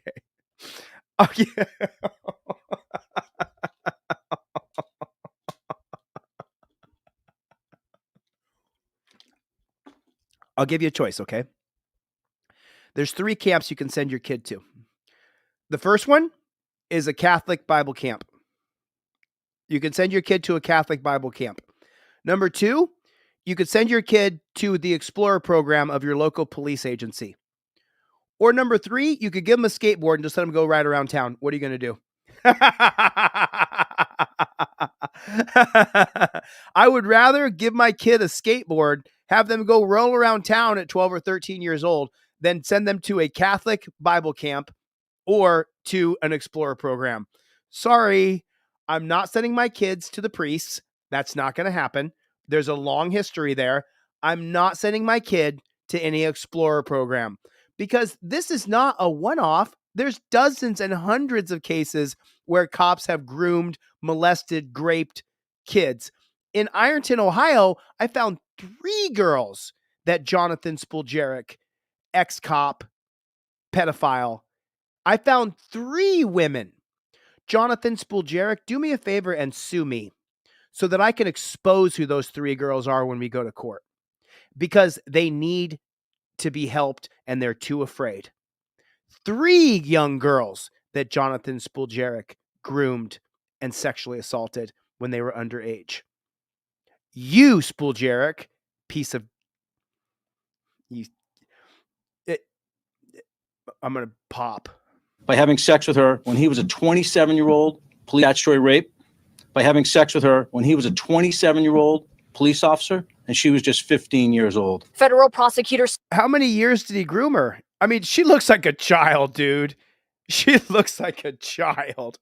Say for 8 years, Farwell continued to have sex with Birchmore until she got pregnant at 23 years old with a child they say is his.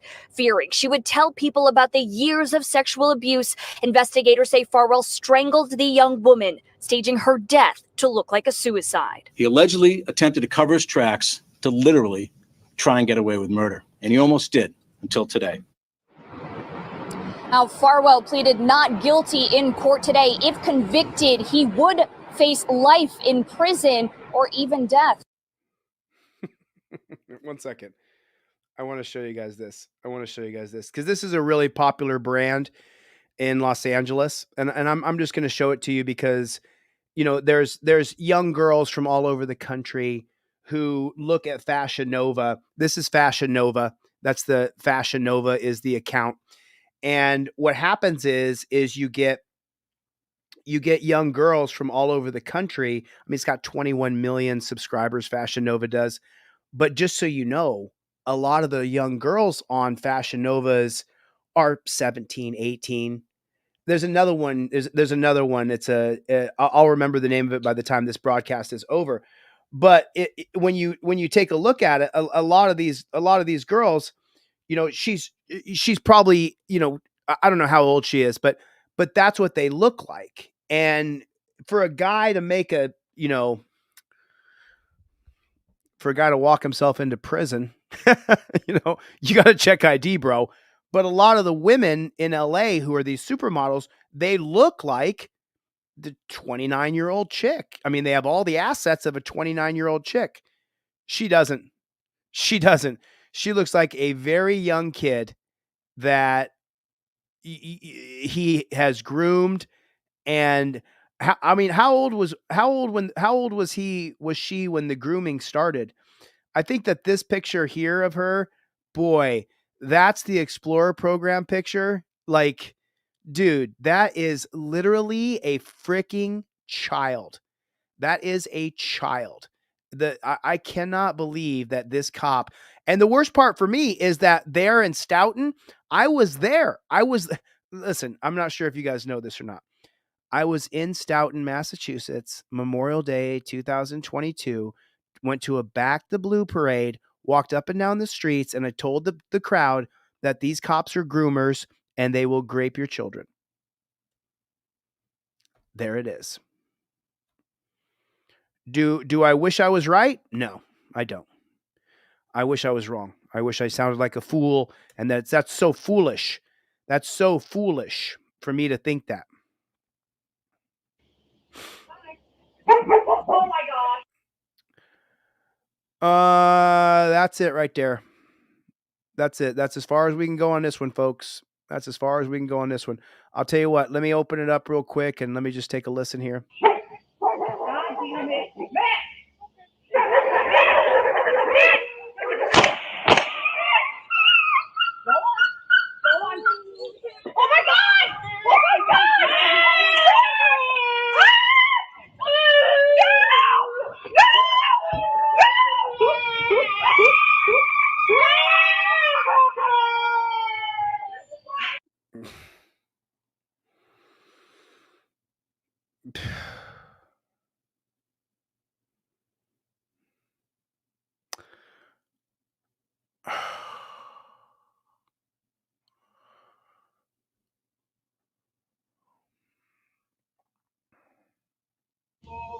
Oh my God! Oh my God! Oh my gosh! God damn it! And that's it. That's all I can show you. And then after that, Oh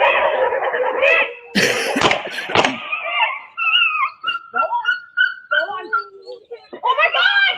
Oh my God!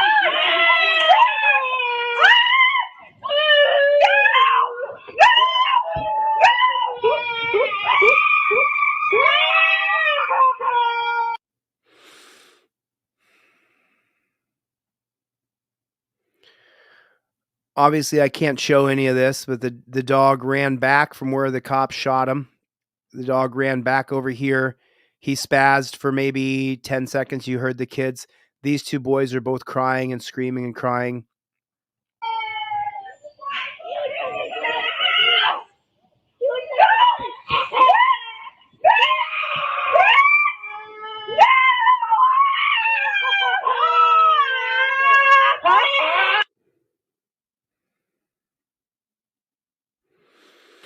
Your local police department's hiring right now. The policy of 99.9% of all police departments in America is that if a dog barks at you and you're scared, that you can shoot and kill the dog. But sign up to be a cop. Everybody right now, you can sign up to be a cop right now. They need people right now. The cops need people because they can't get anybody to sign up to be a cop. There's your policy, procedure, and protocol right there. You just saw it. The policy, procedure, and protocol is that if you're scared, then you can go ahead and you can kill that dog if you want to. If you want to kill the dog, you can. All you have to do is say that you're scared. That's it. That's all it requires. Just say you're scared, and you can kill any dog you want.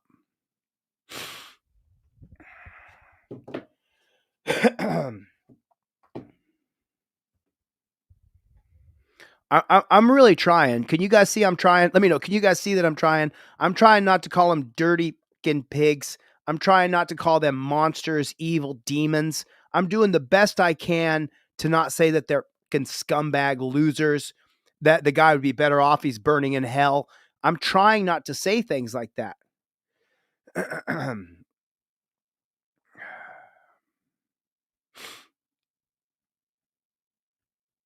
Denied bond for the former Okaloosa County. A judge today denied bond for the former Okaloosa County deputy charged with killing senior airman Roger Fortson. It was Eddie Duran's first appearance in court on charges of manslaughter with a firearm. Fortson was shot and killed inside his Fort Walton Beach. Remember, Okaloosa, that's the same place where the Acorn cop was. Remember that. Department in May. Today, Duran's attorney asked the judge to release him on bond. We've had this thing hanging over us since May. Everybody knows that he's, frankly, the sheriff's office released a tape of what was going on within a few days. Your Honor's undoubtedly aware of some of the background of this case. We believe that he's no risk, no flight risk. He's going to show up Thursday. He's going to show up anytime. He need not spend the time in the jail for the next few days, especially when they've indicated because of special concerns, they might remove him now over to Escambia County. I don't want to do that and then have to do it. I recommend that he be released now. Got to get that copper out of jail. You got to get the copper out of jail. He deserves to be released now. Frankly, the sheriff's office released a inside his Fort Walton Beach apartment in May. Today, Duran's attorney asked the judge. No, remember, he's being charged with killing senior airman Roger Fortson. He's being charged with killing somebody. To release him on bond. We've had this thing hanging over us since May. We've had this hanging. Well, but what about Roger Fortson? He's dead. You've had what hanging over you since May? Frankly, the sheriff's office released a tape of what was going on within a few days. Your Honor's undoubtedly aware of some of the background of this case. We believe that he's no risk, no flight risk. He's going to show up Thursday. He's going to show up anytime. He need not spend the time in the jail for the next few days, especially when they've indicated because of special concerns, they might remove him now over to Escambia County. I don't want to do that and then have to do it. I recommend that he be released now. According to a new Florida statute, lower court judges cannot decrease bond, only increase it. Now, since a charge of manslaughter with a firearm is a first-degree felony, Eddie Duran was given no bond. He will be held without bond until his pretrial detention hearing, which is Thursday. If convicted, Duran could face up to 30 years in prison. Duran's attorney is Rod Smith, and he told the judge he represents the Deputy Sheriff's Association of Florida and will be providing defense with a local attorney. His career includes Duran's attorney is Rod Smith, and Rod Smith, cop sucker extraordinaire, told the judge he represents the Deputy Sheriff's Association. He represents the Deputy Sheriff's Association of Florida and will be providing defense with a local attorney. His career includes the prosecution of Gainesville serial killer Danny Rawling in the 1990s. Smith was later elected to the Florida Senate and unsuccessfully ran for governor in 2006. Howdy, sir. So this is the body cam where the cop kills the guy. Where he kills, we're at 136. This is where he kills. Let me see where the guy's name is. With killing senior airman Roger Fortson. Roger Fortson. This is where he kills Roger Fortson right here. Howdy, sir. They muted it. What's going on? I'm not sure. I just was told to let her know if you guys come by. Okay. So I'm going to give her a quick call and let you guys know. Let her know. So there was a fight going on or something? I was not present for that. Okay. Are they fighting or something? I'm saying that it happens frequently. Okay. But this time it sounded like it was getting out of hand. Okay, which store? So I'm not sure. 2 weeks ago, I was walking by their apartment, basically on this side, and I was hearing someone yell like "shut the up," like you stupid B word and all this other stuff, and I heard slap like right after it, but I wasn't sure where it came from, and I couldn't call. Like I didn't want to call the police. And, you know, Which room is it? 1401. 1401. Okay. 1401. But the girl sounded scared. The one that called. She was like, "It's getting out of. It sounds like it's getting really out of hand." So it's hit number 4, huh? Yeah. Okay. We stand out there and direct the deputy that's coming to this area? It's not. You're gonna go to the fourth floor, and it's gonna be on this side. Gotcha.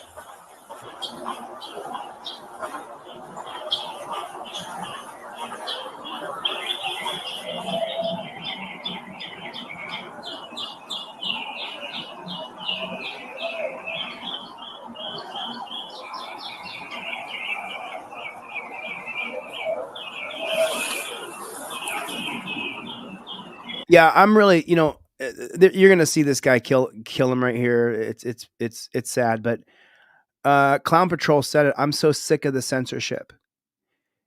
It's the government. It's our government. It's the United States government that's doing this. They tell Google, they tell Facebook, they tell Instagram, don't let them show cops and government officials hurting, killing, and raping people. It's our government. It's the United States of YouTube. It's the United States of Facebook. It's not the United States of America.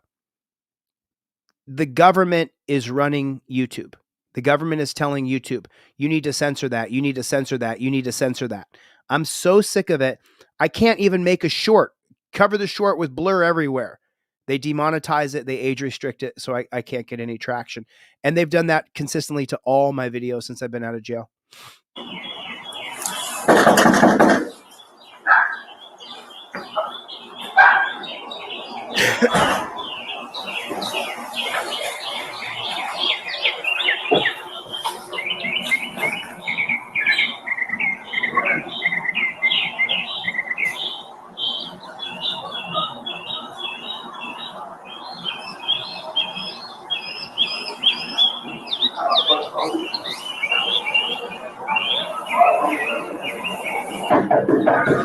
Sheriff's office, open the door.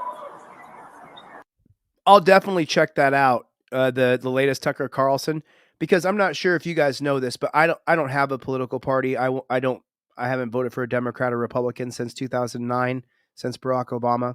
So I'll watch Tucker Carlson. I'll watch Rachel Maddow. I'll watch Bill O'Reilly. I'll watch Prager University. I'll watch, you name it. I'll watch anything. Left, right, center. I will watch and listen to anything that's going to teach me something.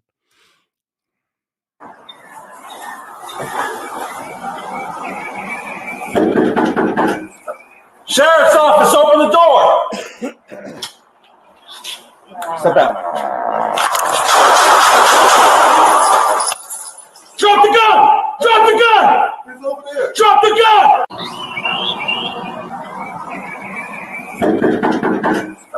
Sheriff's office, open the door. So this a-hole's beating on the guy's door. Step out. Drop the gun! Drop the gun! He's over there. Drop the gun! 312, shots fired. He dies. He killed him. He murdered him. Suspect down. Do not move! 312, get EMS my location. For having a gun in his hand, not pointing at anybody, put his hand out. He had a gun for self-protection. You're not allowed to have a gun for self-protection. If you have a gun for self-protection, they're just going to kill you. That's what we're seeing. That's what we're seeing. Officer has been a veteran Opelika police officer accused of tasing a fellow officer has been fired again. Sergeant Sergio Perez had been terminated from the same department a few years ago. CBS News Miami's Yvonne Taylor.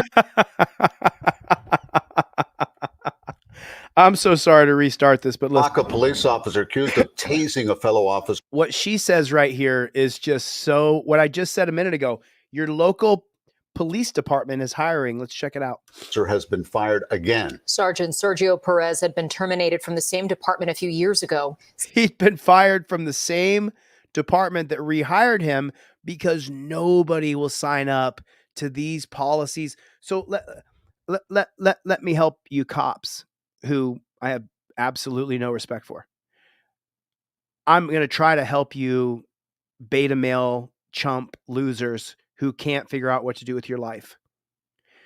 Nobody will sign up to be a cop because the policies, procedures, and protocols that you have agreed to do to people.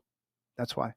No good person. Put a 1 in the chat if you would never sign up to be a cop with these policies, procedures, and protocols. There's almost 600 people here. Put a 1 in the chat if you would never sign up to do these policies, procedures, and protocols to people. So I just want to see how many people. The reason why this pig shack had to hire this pig back again after they already fired the pig is because of the policies, procedures, and protocols that no good person will sign up to do. Won't do it. No good person will sign up to do that bullshit to people. Nobody. I'm a good person. You couldn't get me to, there's a domestic here. You pushed her, so now you got to come with me. And if you don't, I'm going to kill you. That's a policy. You at the police department, you guys have created your own policies. You're answerable to nobody. You're sovereign citizens, and that's the whole point. Ripple effect. I've seen your videos. I've covered your videos. Hopefully, you got the TRIFOLD and cop cards I sent off to you. But you can't get a good person to sign up to do this stuff to people. You can't do it. You can't do it. You can't. You can't do it. You can't get a good person to sign up to do these things to people. CBS News Miami's Yvonne Taylor is live from Ovalaka with the officer's reaction. I accepted the recommendation of Chief Otley to terminate Mr. Sergio Perez. Opa-locka City Manager confirmed Wednesday morning Sergeant Sergio Perez was released from any position that he held with this department. He looks like such a good guy. If he showed up to your house, everybody would expect you to respect him and treat him good. Look at that ridiculous hat he's wearing in an American civilized society. You're supposed to respect him because he's wearing a badge. Just a load of shit. For almost 3 years. His actions endangered his fellow officers and injured one of them. According to Opa-locka Police, in September 2021, then Captain Perez walked into the police department and tased Sergeant Michael Steele. The police department initiated an internal investigation, and according to a report, Steele repeatedly told Perez that he did not want to be tased. The department's investigation was paused when Perez was criminally charged for his actions, but resumed once the case was dropped in January of this year. Our investigation found 7 policy violations when he inappropriately discharged his taser inside the police department, causing injury to a fellow officer. Oh, he hurt one of their own. So now they got to get rid of him for the second time. What was he fired for the first time? Chief of Police and City Manager both stated they were not in their position when Perez was suspended, but they talked to him before reaching a decision. According to our news partners in the Herald, Perez has worked with the Opa-locka Police Department since 2007. We reached out to Sergeant Perez. He responded via text messages claiming, just last week I reported criminal conduct to include missing evidence to the internal affairs captain. Unfortunately, the police chief and city manager have turned their blind eye to the corruption that I have reported. The former HD director, city manager, and He's turning in the corruption of the police department. You would need, if you were going to turn in the corruption of the police department, you would need a wheelbarrow that's the size of Manhattan. And you would need Atlas, the god, to run the wheelbarrow to get rid of all the bad cops there are. There's so, I mean, am I wrong here? What percentage of cops are just horribly bad? What percentage? Because, I mean, once in a while we do meet a copper who puts the cuffs on a little looser, puts them in the front. What percentage of cops are just absolutely horrible? What percentage are just like this guy? You know, I mean, I'm going to go with my percentage. I'm going to go with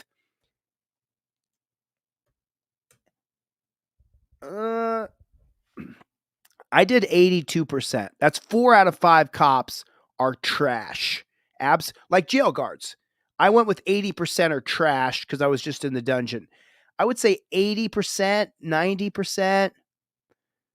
Yo, it's high. Yeah, it's high. 99%, 100%, says Casey. 90 plus, 99%, 66%. That's the lowest percentage yet. Ripple Effect says 100% are just absolute trash.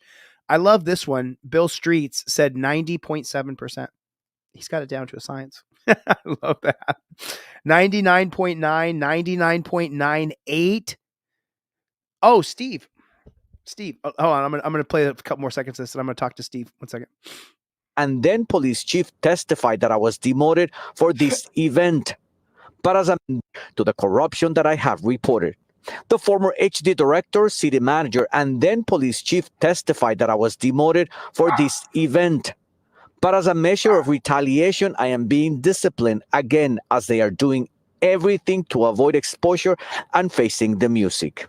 And obviously these things are triggered every single time incidences happen with our police. It's part of the collective bargaining agreement. So basically, things are triggered every single time incidences happen with our police. It's part of the collective bargaining agreement. The collective bargaining agreement is trash. So basically what the city manager as well as the chief of police stated is that they're not surprised that Mr. Perez is alleging retaliation. Nevertheless, they stand firm in their decision of releasing him from a position here.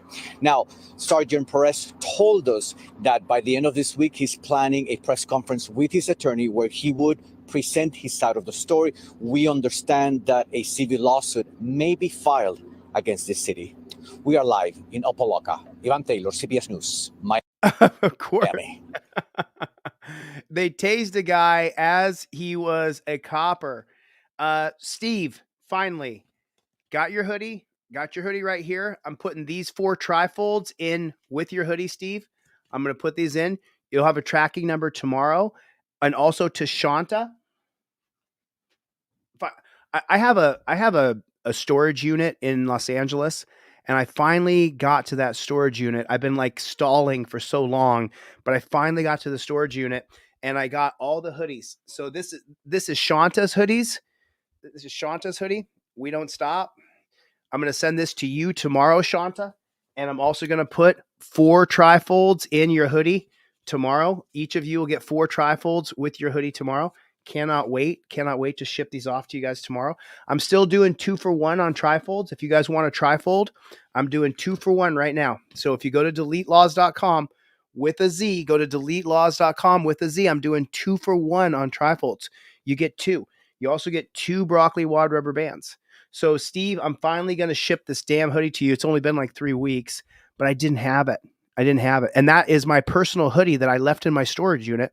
I'm literally giving Steve my own personal hoodie, which is going to force me then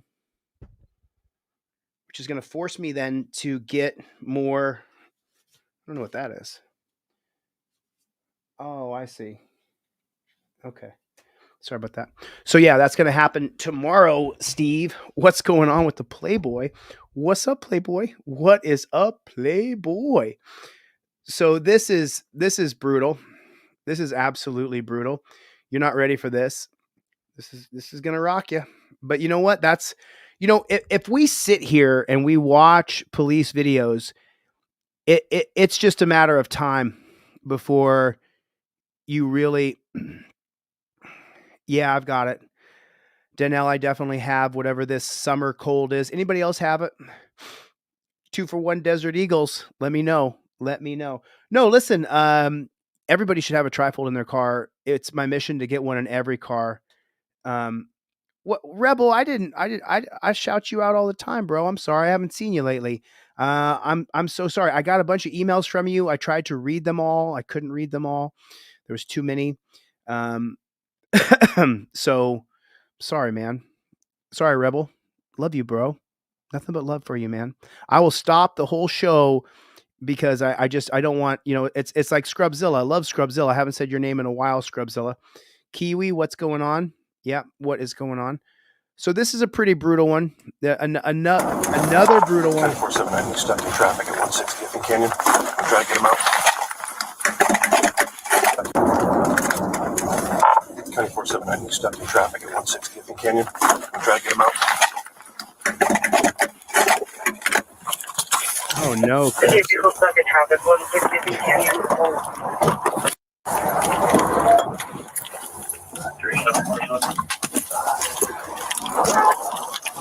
Get out the car! You just ran over my foot. Get out of the car! Well, take a look at the way the cop came up. He was chasing someone who got stuck in traffic that hadn't rammed anybody else, hadn't assaulted anybody else. The guy was stuck in traffic. Get out the car! Oh, wow. I wonder why the guy lost his cool and punched it. Try to get him out. 24/7, he's stuck in traffic at 160th Canyon. Try to get him out. City of Bugle stuck in traffic, 160th Canyon.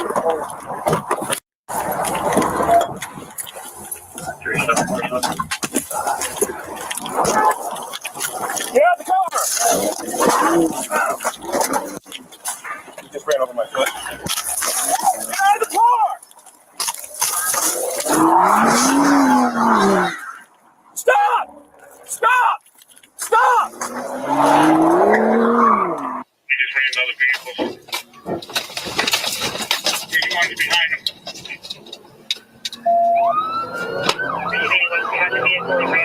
Pride parking lot. Pulled into the Pacific Pride parking lot, 1045. Whoever's behind me, stop calling him. Raise enforce number 2. All calls, we're going through the business district. Pop back out on 160. He's going to head towards 160 and try to get sticks out. 376 has eastbound on 160 at 62nd Avenue, sticks out. We're heading northbound at 160 right now.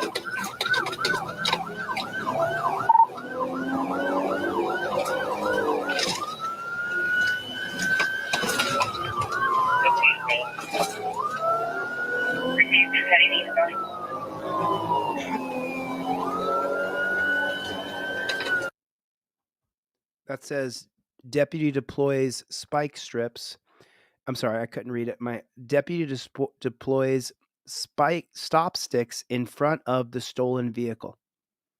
So this is over property and money, a stolen car, and they're willing to drive through people's neighborhoods and kill anybody just so they can get their guy.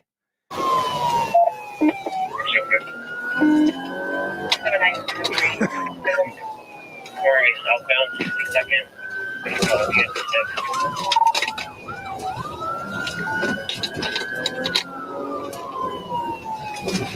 Positive contact with the stick.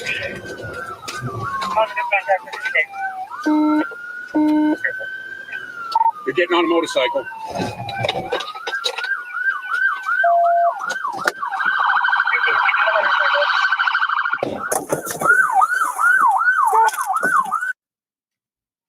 What do you think the cop's going to do?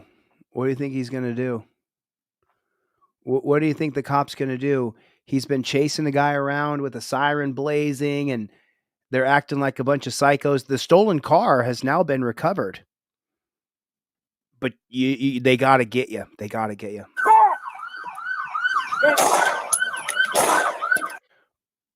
But not only that, let me just show you something. Okay, so take a look at something real important here. Do you see that house right there? And do you see the house right there? Do you see those two houses? Bullets go through people, through fences, through walls, into houses. Yeah, that's what happens with bullets.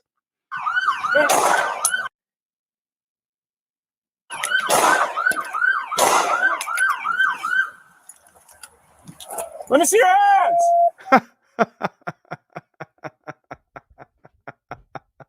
Your local police department is hiring. You just got to be a psychopath killer. If you're willing to never let anything go, if you're willing to shoot people, electrocute people, tase people, hurt people, beat people, chain people, torture people, take people down to a dungeon, sign up now at your local police department. The policies, procedures, and protocols are the same for every different department all over the country.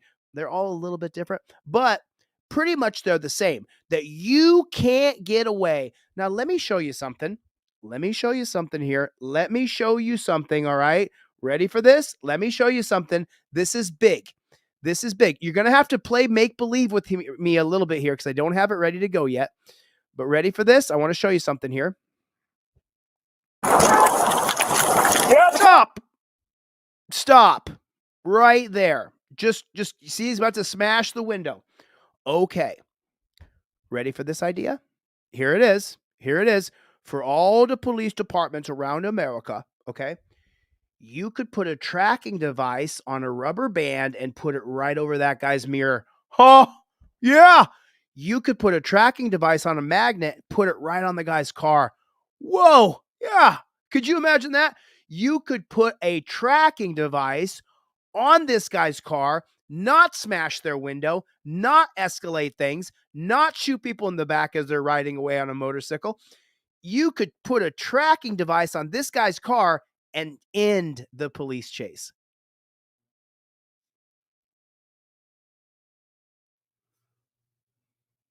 I'm acting coy here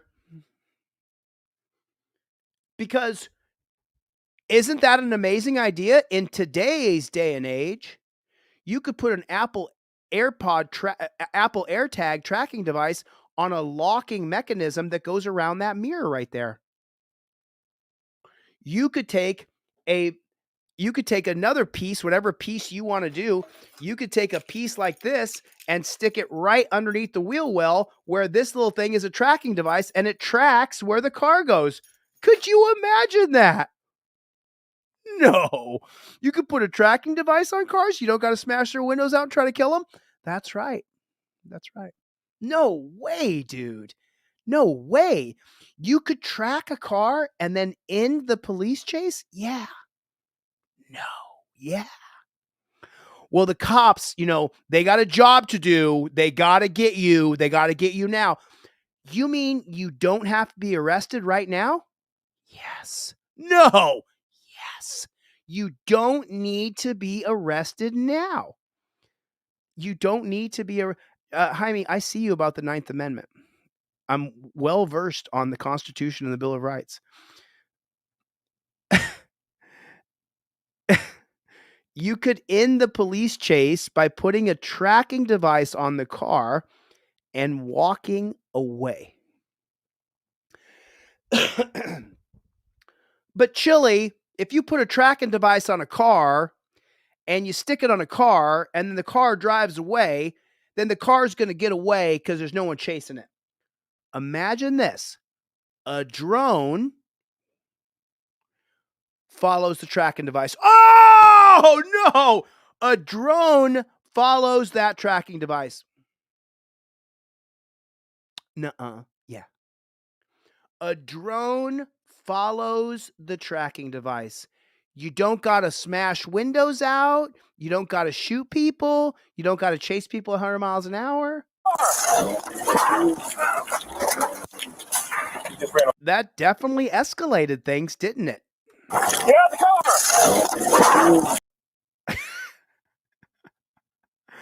car! And this disgusting fucking pig just figures that he's right. He gets to do this because he's a cop and he's right. He just gets to run up and smash your windows out. It's just it's just stupidity. Listen, I'm not trying to just make money from the state. But you could put a tracking device that's metal and magnet, put it right on the side of the guy's car. The guy won't ever see it. He'll never even know it's there. You could stick that magnet right to the side of the car. You could have several cops carrying magnets that they stick the magnets on the car, and you could track the car. What? You could track a car? Like, I can't be any more of a goofy ham, ridiculous fool than I'm being now. I'm trying to be as ridiculously stupid as possible because you don't need to smash people's windows out and then shoot them. So what does he do first? First, he smashes the window. He just ran over my foot. Get out of the car! Okay, so he's been injured now. So now he's angry. Get out of the car!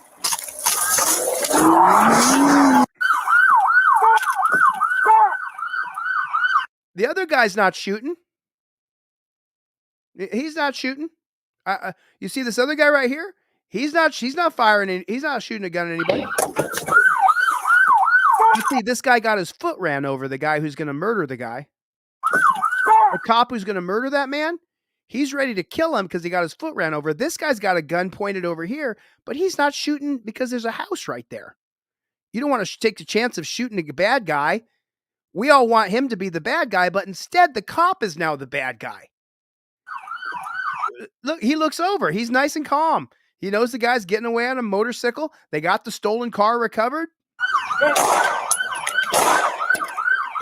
This other guy never even brings his pistol up. Take a look at the other copper.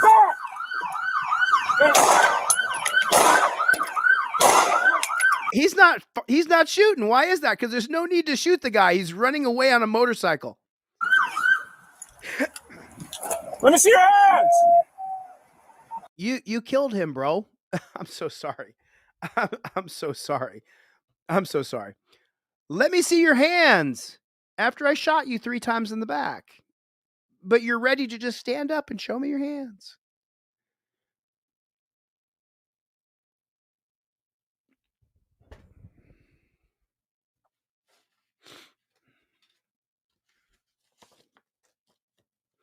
You get the TRIFOLD on deletelaws.com with a Z. When you get pulled over, you pull it down where I gave you this broccoli wad rubber band, and then you plead the Fifth Amendment immediately. You don't wait.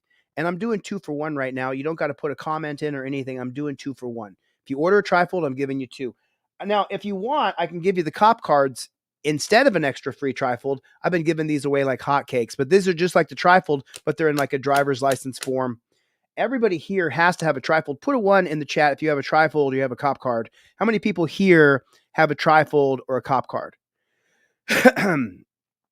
Oh, is that right? Dahar Master. So this case went to trial and the cop was acquitted of murder because he did murder the guy. He was mad. He got his foot ran over. Oh, you got him? Danelle's got her cop. Danelle, you got that? Cool. Jeff's got TRIFOLD. Lawyer Dog's got his TRIFOLD. No Body Cam has got a TRIFOLD. Anybody else got Mingo Wingo? I know you got a TRIFOLD because I sent it to you myself.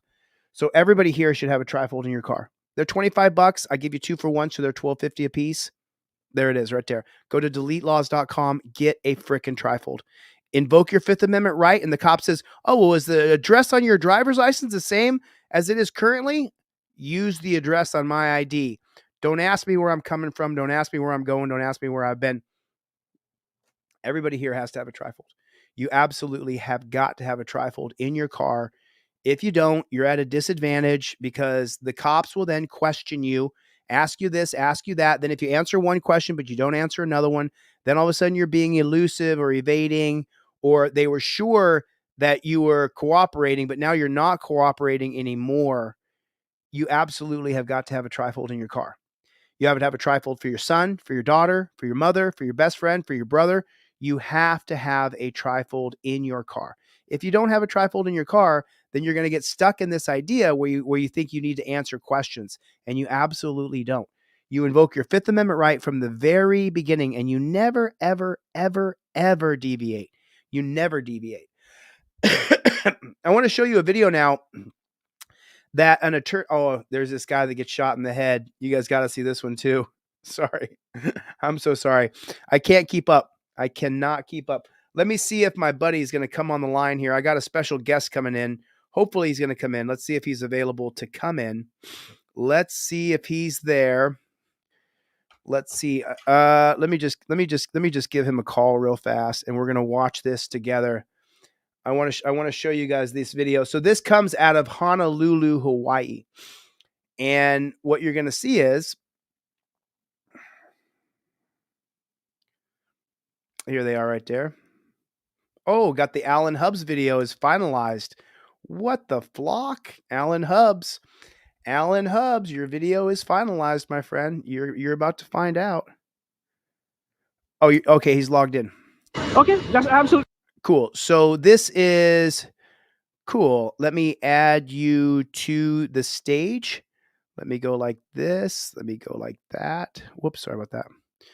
Here is the actual video here. There it is. Cool. Let me bring add Alan to the stage. Everybody, welcome Alan Beck, premier Second Amendment attorney, civil rights attorney. How you doing, Alan? I'm well. Thank you for having me on, Chili. Yeah, anytime. So can you give me a little breakdown on what we're going to see right here in this clip?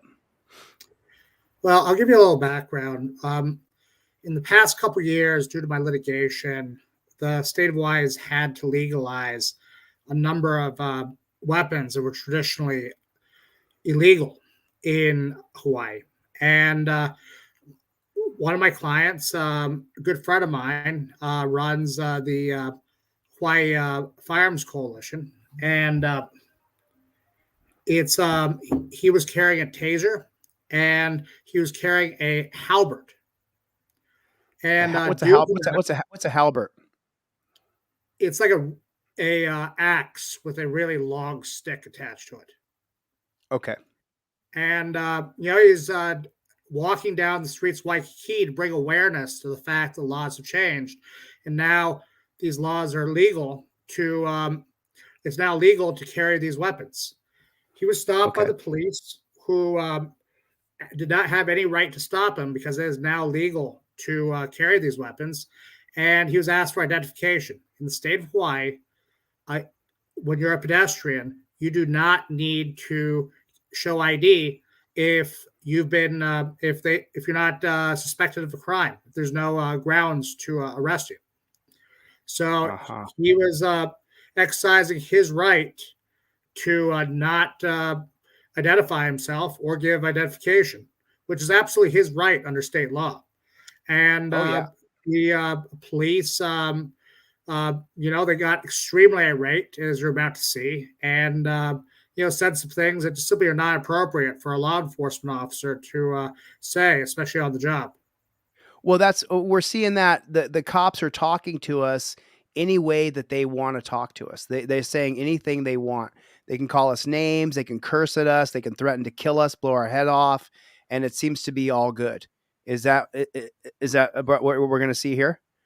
We're going to see, it's pretty unprofessional behavior. My client is an immigrant from England, and the police officer tells him to go back to where he came from, and that's not okay. No. I mean, racism's not okay ever. Absolutely not. I apologize, Chili. I needed to grab my charger. I didn't realize that my battery was low. That's all right. Let's watch 30 seconds of this, and I'll bring you right back, Alan. be fine. There you go. Okay. Oh, I will. Don't worry. I'll drop that report tonight. Yeah. Lying to me, telling me I got a... Did you really just fucking say that? Go back to where I came from. Go. Can I get your supervisor out here, please? Officer, can I get a supervisor, please?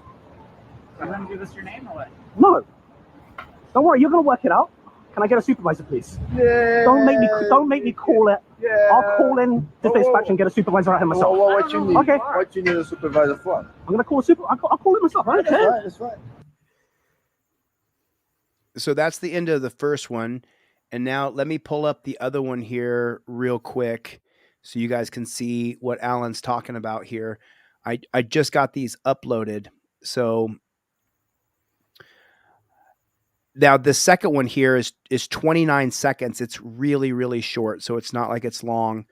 And you're going to get to see these cops, and the way they talk to us is just so... All right, man. What y'all looks for a gun? We're gonna come hard. I mean, want to take a picture of my name and badge number? Actually, your name's supposed to be showing. You shouldn't have your phone in there like that. Right there, my man. Yeah. I'm not afraid to give you No, my name. but your name should be showing. It's showing. No, it's not. That's incorrect uniform. You can't see it. That's too bad. It's incorrectly displayed. What? You're supposed to show... This idea that we have secret police in this country has got to come to an end. No, it's not. That's incorrect uniform. You can't see it. That's too bad. No, it's not too bad.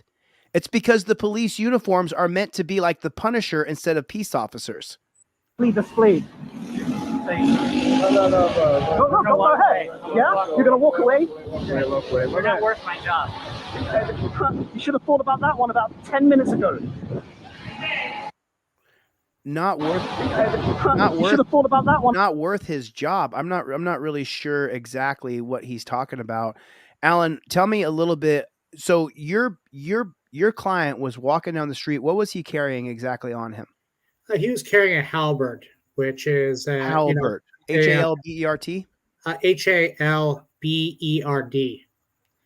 It's similar to what the Swiss guards, who guard the Vatican, have. Mm-hmm. And he was carrying a halberd, and he had a taser that was openly displayed, which is completely legal according to Hawaii law. And, I know that the things you cover are maybe a little bit more egregious than what you're seeing here. But the reality is Waikiki is a place where on any given night, you'll see people from literally dozens of countries visiting. And we simply can't have law enforcement in this country engaged in, patently using xenophobic language that is extremely hostile to our guests that are coming here from different countries.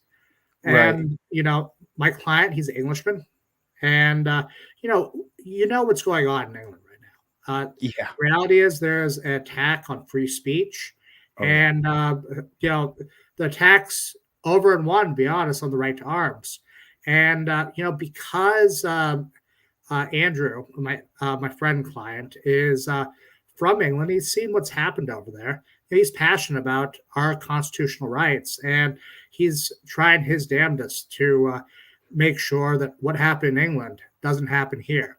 And, this is a very, bringing exposure to, this, what I thought was extremely abusive language, especially in the second video, where the police officer is essentially insinuating that he wants to assault him. And let's just be honest here. If that second police officer hadn't been there, especially if Andrew wasn't carrying a camera, I guarantee you that the result would have been a lot different. And how many people in Waikiki have been spoken to in this manner and treated in this manner that do not have body cameras on their person? Who knows? I mean, it could be hundreds. It could easily be thousands. Yeah. Let's watch this again, Alan. I'm going to stop it in a second. Hey, man, what y'all looks for a gun? We're going to come hard. I mean, want to take a picture of my name? So if you're going to have a gun, we're going to come hard. I thought that you were allowed to carry a gun. Well, he's carrying a taser, and it's and that's his legal right. They're just calling it a gun. Law enforcement have tasers themselves. I mean, they know exactly what it is. So they knew he was carrying a taser, but they said, "Oh, we thought you had a gun, so we're going to come hard." Why do they have to come hard? I thought that was only for pornos. Like, what are we talking about? I thought you guys were to protect the rights of Americans who did have a firearm if they were carrying one. Is it illegal to open carry in Hawaii? It's 100% legal to open carry a taser. Okay. And the reality is, well, I can't speak for these officers. I don't know what's going through their mind, but this seems to be a pattern of intimidation on against Andrew, who who is trying to bring awareness to what the new laws are in Hawaii, and he's had to deal with some individuals, some of the law enforcement that are extremely hostile to that, and either A, these law enforcement officers aren't aware of the new laws, and that's a problem. Or B, they know what the new laws are, and they're just simply trying to harass a law-abiding citizen that's trying to exercise both his Second Amendment right and his First Amendment right to political advocacy. And it's funny, Alan, you said that you can't say what is going through the minds of these police officers, but we can. So in the comment section, tell me real quick, what do you think is going through the minds of these police officers? They were going to come hard. Remember that? They're going to come hard if they think you have a firearm, because even though you're not threatening anybody, you're not a homicidal killer. And if you have a firearm, then they're going to come hard. But what do you think they're thinking? What do you think these cops are? I mean, I think they're thinking they're trying to arrest you, trying to hurt you, trying to charge you. But go ahead. Sorry, Alan. Well, I mean, but it's not a fundamental level. Imagine if you're here visiting from another country. Maybe you're an asylum seeker, and now you're having an official representative of the country that you are newly in. You thought you were safe, and you're being verbally harassed, being told that you need to go back to whatever war-torn country that you're seeking asylum from. I mean, this is simply unprofessional behavior.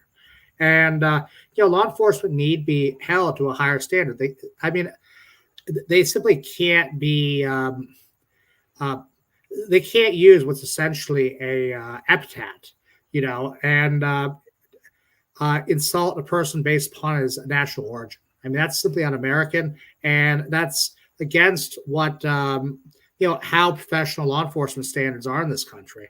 And what I'm hoping to get is to A, bring some exposure to this gentleman's conduct, and B, hopefully get an apology. Because let me tell you this.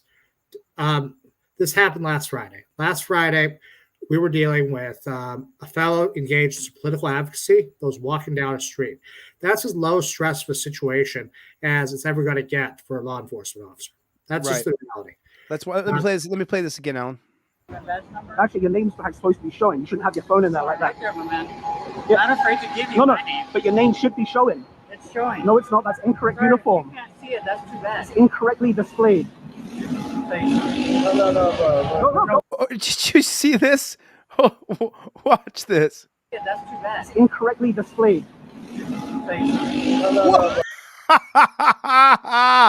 Alan and I both do jujitsu, so I don't underestimate someone who's small.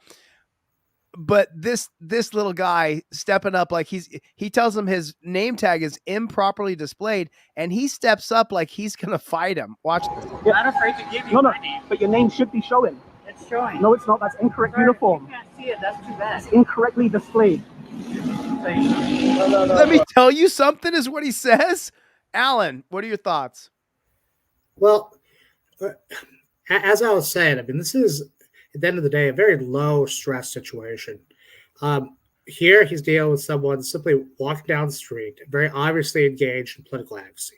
He knows that Andrew isn't a threat, and yet he becomes irate enough that he was on the verge of assaulting Andrew. Yeah. Now, imagine how this gentleman's going to act in something a little bit more stressed, where there maybe is a legitimate threat of physical violence or some actual uncertainty about the situation. And that's sort of, if in this low stress environment, he's not able to perform in a professional manner, how do you think he's going to act in a high stress environment? And, yeah. Well, I mean, we just saw it. He was ready to fight him. He said that your name tag is improperly displayed. You can't see it. That's too bad. It's incorrectly displayed. Let me tell you something, bro. Alan, you telling me my name tag's improperly? Let me just tell you something right now, Alan Beck. Let me tell you something. Yeah, that's exactly my point is, we have to look, these are professionals. Law enforcement are professionals that have a job to do in this country, and they need to be held to a standard of professional conduct that is beyond what, this is not two guys at a bar. I mean, this is a man that's being paid with our tax dollars to, keep, to engage in, to police the streets. I mean, he's not being paid by our tax dollars to insult people based upon their country of origin.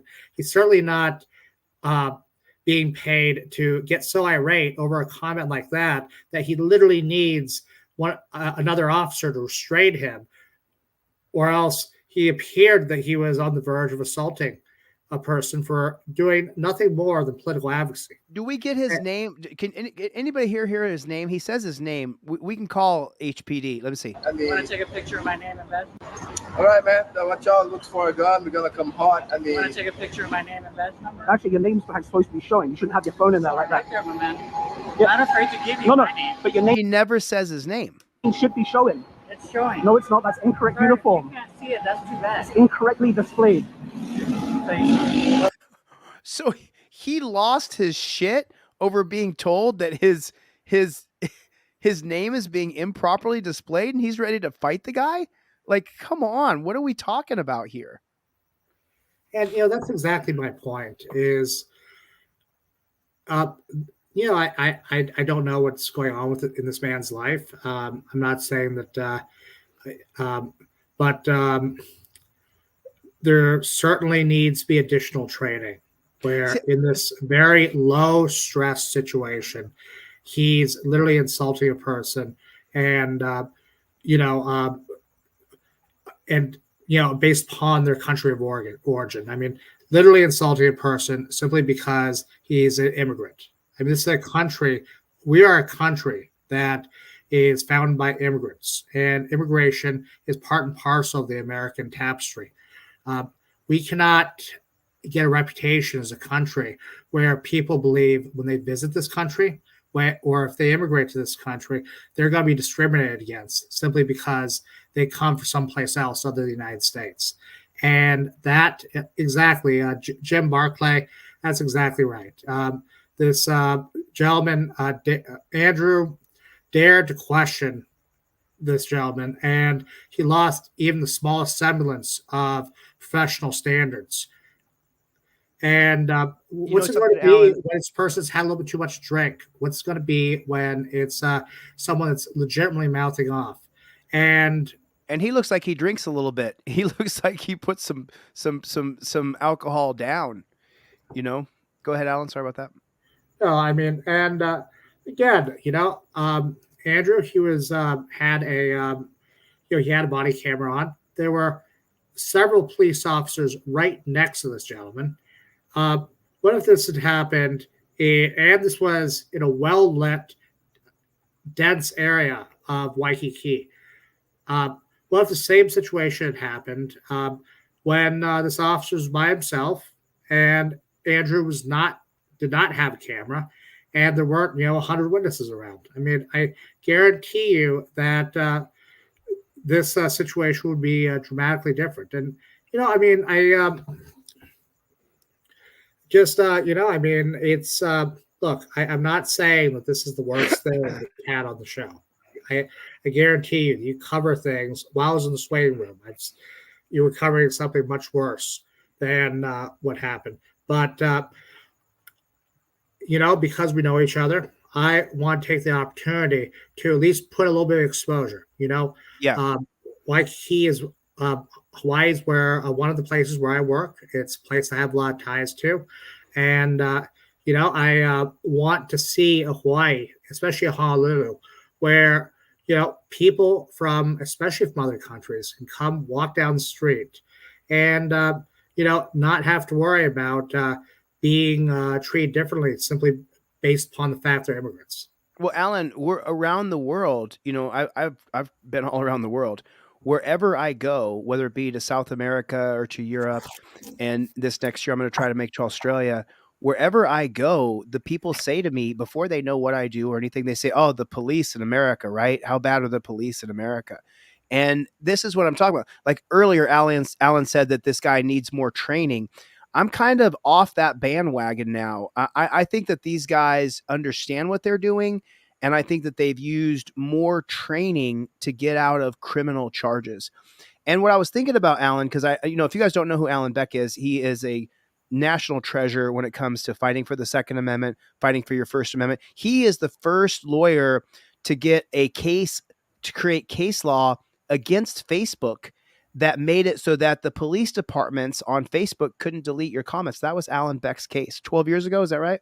Yeah, well, I mean, the lawsuit wasn't against Facebook. I sued the Honolulu Police Department over the fact they were deleting people's comments on their official Facebook page. And what I argued was that you have since your tax dollars are going to maintain that Facebook page, then it doesn't matter that it's on a private platform.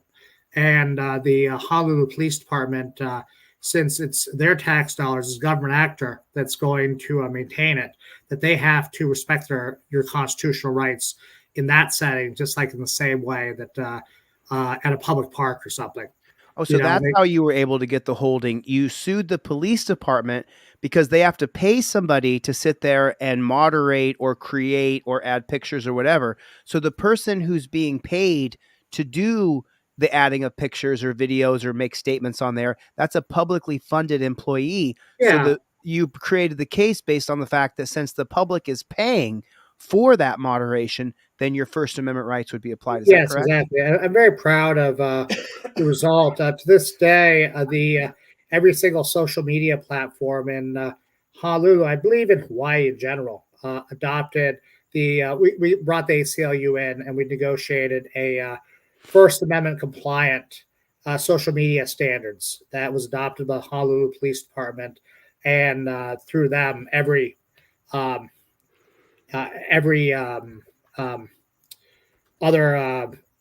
government agency, to my knowledge, that has social media. And a couple years later, we sued San Diego sheriffs over the exact same thing, and they ended up actually shutting down their Facebook page rather than trying to come up with a protocol. But the San Diego Police Department closed down their Facebook page because you threatened to file suit against them? No, the San Diego Sheriff's Department. San Diego Sheriff's Department. And we did file a lawsuit, and that case was settled. And ultimately, rather than deal with having a First Amendment protocol, and deal with potentially negative criticism on their Facebook page, they decided just to shut down their social media on Facebook. And I mean, that had ripple effects. That due to that, a lot of the other law enforcement in California had to change up what they were doing because the bottom line here is, let's just say you're from Tallahassee, you've never been to San Diego or Honolulu. You happened upon the San Diego Sheriff's Department's page, and all the comments there are saying very good things about the police department. And maybe there's 100 comments, I'm just throwing out a number, that we're talking about, say, some police brutality or some other type of misconduct, and you don't see that. Your impression of the public perception of the San Diego Sheriff's Department is, hey, this is a very well-loved, well-liked police department because they were able to moderate the content of the speech that's allowed to be hosted there. And, they have a right to have no comments. They don't have to allow commenting on their own Facebook page, but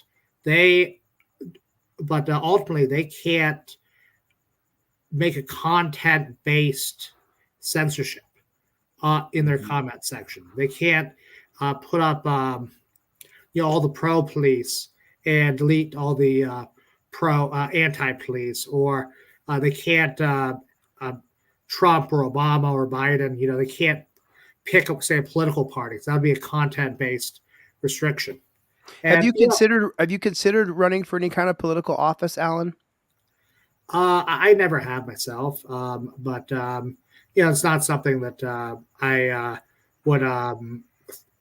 I'd be open to the possibility if a good opportunity came my way, but it's nothing I've ever put any thought into. Mm-hmm. Well, because I know the reality is I'm one of the few litigators that does what I do, and right now I'm my clients need me, and not just in the realm of First, Second Amendment law. I'm also working. I'm representing many of the victims of the Lahaina wildfire, and I'm trying to get as many of them compensation so that they can get their lives around after the tragedy that happened last year. And between that and my work in constitutional rights, it's I feel like I'm needed in the law right now. Although so it's not. I haven't really seriously considered politics. Yeah. Mm-hmm. Mm-hmm. Well, that's okay. I mean, it's always good to have a freedom fighter like you on our side, and then this guy. Go ahead. Yeah, you're gonna walk away. We never get his name. We're not worth my job. With his job, why are you so mad you want to fight him? Because he told you you're presenting your name tag incorrectly. You should have thought about that one about 10 minutes ago. Okay, that's absolutely fine. There you go. Wonderful day, man. Oh, he says, "Have a wonderful day, man," as he has his murder gloves on. Well, don't worry. I'll drop that report tonight. Yeah. Lying to me, telling me I gotta... Did you really just fucking say that? Lying to me, telling me I gotta... You need to go back to wherever you came from is what this dirty little PIG just said. Report tonight. Yeah. Lying to me, telling me I gotta... You need to go back to where you came from. I mean, talk about the classic racist dog whistle. Like, are you kidding me? Look, Andrew very clearly has an English accent. Yeah. And, this is, it's unfair and it's unprofessional to treat a person differently simply because they're an immigrant to this country. And Alan, correct me if I'm wrong, but once you step on American soil, and from what my understanding is, obviously, Alan has far surpassed my autodidactic education. He's gone to, tons of schooling and learned so much and practiced law for over 25 years. So from my understanding, the reason why they had Guantanamo Bay is because once you step foot on American soil, your rights are then respected. So your friend Andrew, his rights were intact the moment he was on Waikiki soil. That's absolutely right. And how I got to know Andrew is there was a point when Andrew could not own a firearm. And the reason that he got into advocacy is because, in 2014, the state of Hawaii had a long-standing ban on green card holders owning firearms.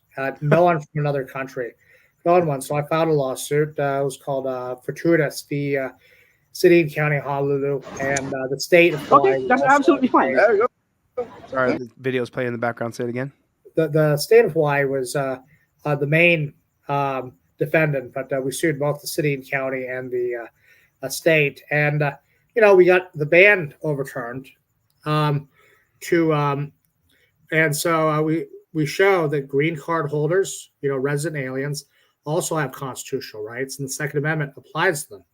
And, it shows how what happened afterwards just simply shows how recalcitrant the governments of Hawaii are in, respecting the constitutional rights of its residents, especially its immigrant residents like my client, like Andrew. The city and county of Honolulu passed an ordinance immediately afterwards that said that okay, we recognize the state law has been overturned. However, and so now if you're a green card holder, you have to go to your country of origin and get them to certify that you're qualified to own a firearm under Hawaii law. No way. And, you know, that, how's that going to work as a practical matter? It's not.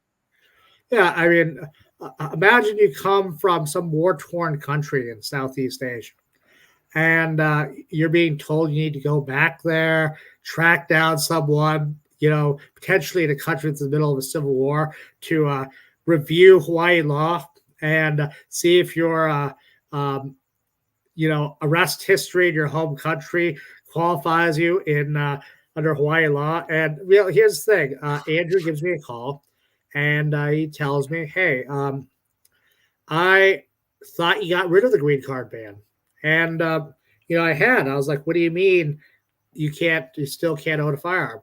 And he told me that the county was saying, in effect, that you need to go back to England to get certified that you can own a firearm here. And you know, that was ridiculous. I mean, something that I told the other side was, you know, we fought the American Revolution, Right. so that the English can't tell us whether we can own firearms here in the United States. So now the city and county is going to pass law that's, at least as applied to Andrew, is make him go to the crown that he fought the Revolutionary War to be free from, so that he can exercise constitutional rights here in America. Right. That's ridiculous. So that means And I'm Colombian. My father's Colombian, and if I had been born in if I came from Colombia, then I would need to get permission from the Colombian government to carry a firearm in Hawaii.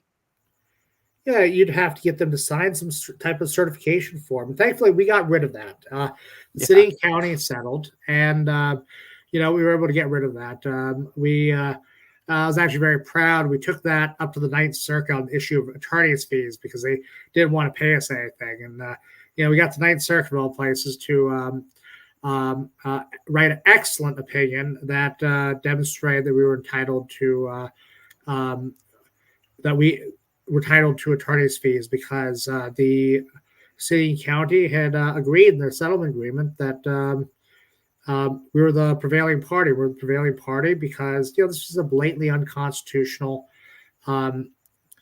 mechanism. But anyway, the point is, and this is why I feel so passionately about what this police officer said to Andrew, is Andrew went on to help form the Hawaii Firearms Coalition, along with another one of my friends, Todd Yukitaki, and another gentleman, John Abbott. And this became the first firearms advocacy group in Hawaiian history. And you know, I've been proud to help them along the way over the past decade. And you know, that's an American story there. He comes here, you know, he meets his now wife, and they, you know, he decides he's going to live here, and he comes to this country. He immediately takes part in advocacy by, you know, standing up for his constitutional rights. He gets them, and then he becomes so inspired by our American traditions that he becomes a passionate defender of the Second Amendment. And you know, that's as American as it gets. And that's what this country is about: inviting people in, welcoming people in from other countries, and allowing them to assimilate into our country, into this beautiful melting pot, which is the United States of America. And, you know, and watch them become fully part of the American people, as Andrew has over these past decade. And well, he's been here longer than that, but the decade I've known him. And you know, to have a you know, a government official at the end of the day, you know, a law enforcement officer, tell him that he's something other than a member of the body politic, simply because he was born in another country. I mean, it's more than unprofessional. It's mean, racist. Yeah, It's absolutely racist. And not everything for me is racist, but it's racist. Yeah, and it sends a horrible message to other people that maybe they've just recently come to this country and they think they found a new home, a place where they feel safe. Especially all our many immigrants that come here from war-torn countries, and it's we need to set a certain level of professionalism among law enforcement, so it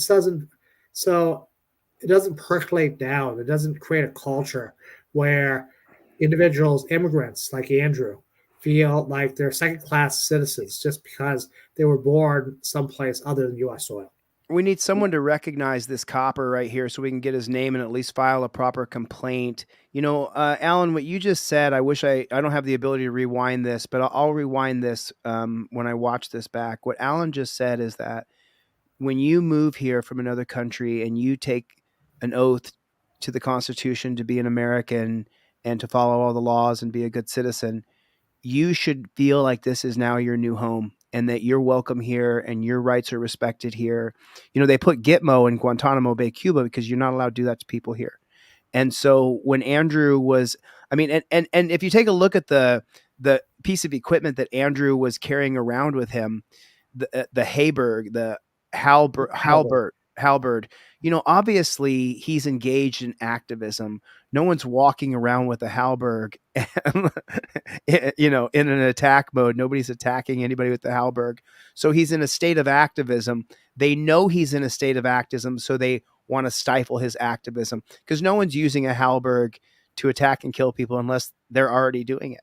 You're not walking down the street with a halberd just in case, you have it for your protection. But if you're a psychopath, you're going to be killing people with that weapon before the cops ever show up. So they did it to him just to stifle his ability to flex his rights, which I find to be absolutely despicable. Absolutely. I don't know if racist is the right term, discriminatory, xenophobic, because he's obviously, he's probably whitish. Yeah, he's a Caucasian gentleman, but it's certainly xenophobic. It's your national origin is something that needs to be protected. Just as much as your as ethnic as your right, ethnicity, because there's the reality is there is a long dirty history of people coming from certain from other countries that have been treated poorly, and that's something we have to proactively fight against. It's and we have to again, I know some of your viewers might be watching and thinking, hey, there's a lot of bad stuff that happens, but it's the reality is that when you're in a public area like this, you're with other law enforcement personnel, and you are feeling comfortable enough, either you have such a low grasp of your emotions that you allow yourself to get out of control and you say something like this, or B, you feel comfortable enough while you're in this public area, lots of people around, your coworkers around, and you still are willing to say something that at a bare minimum is unprofessional and is, at a bare minimum xenophobic to a person from another country, then, that shows that there's a problem here. And, we stop the problem small while it's small. And, then this gentleman won't lose his cool when there aren't cameras around. Maybe it's in areas where when he doesn't have a coworker that's willing to restrain him. And that's what happened. It might have just been a small hand on the shoulder, but what's that? This was an angry person. It was an angry person because over nothing, because somebody didn't want to give ID and he thought that he was able to control the situation, but it turned out that state law says otherwise. And There's the halberd right there. We can see it. He's got the halberd right there. That's the medieval spear-like weapon that he was carrying for self-defense because Allen had fought for his right to carry it. And so that weapon right there, the cops came out and actually said, threatening him, telling him to go back to his country, treating him like shit.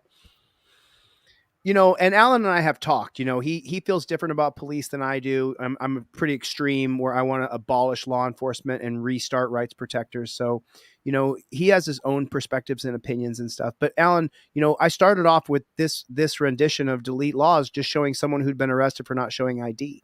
So, you know, I cover anything that has to do with your civil liberties being cheated, being slighted, being shaded, being cooled, you know, and that's what our government is doing time and time again, is they're just running roughshod over us. And this whole detainment thing with Terry versus Ohio, detainment has now become a POW style of arrest.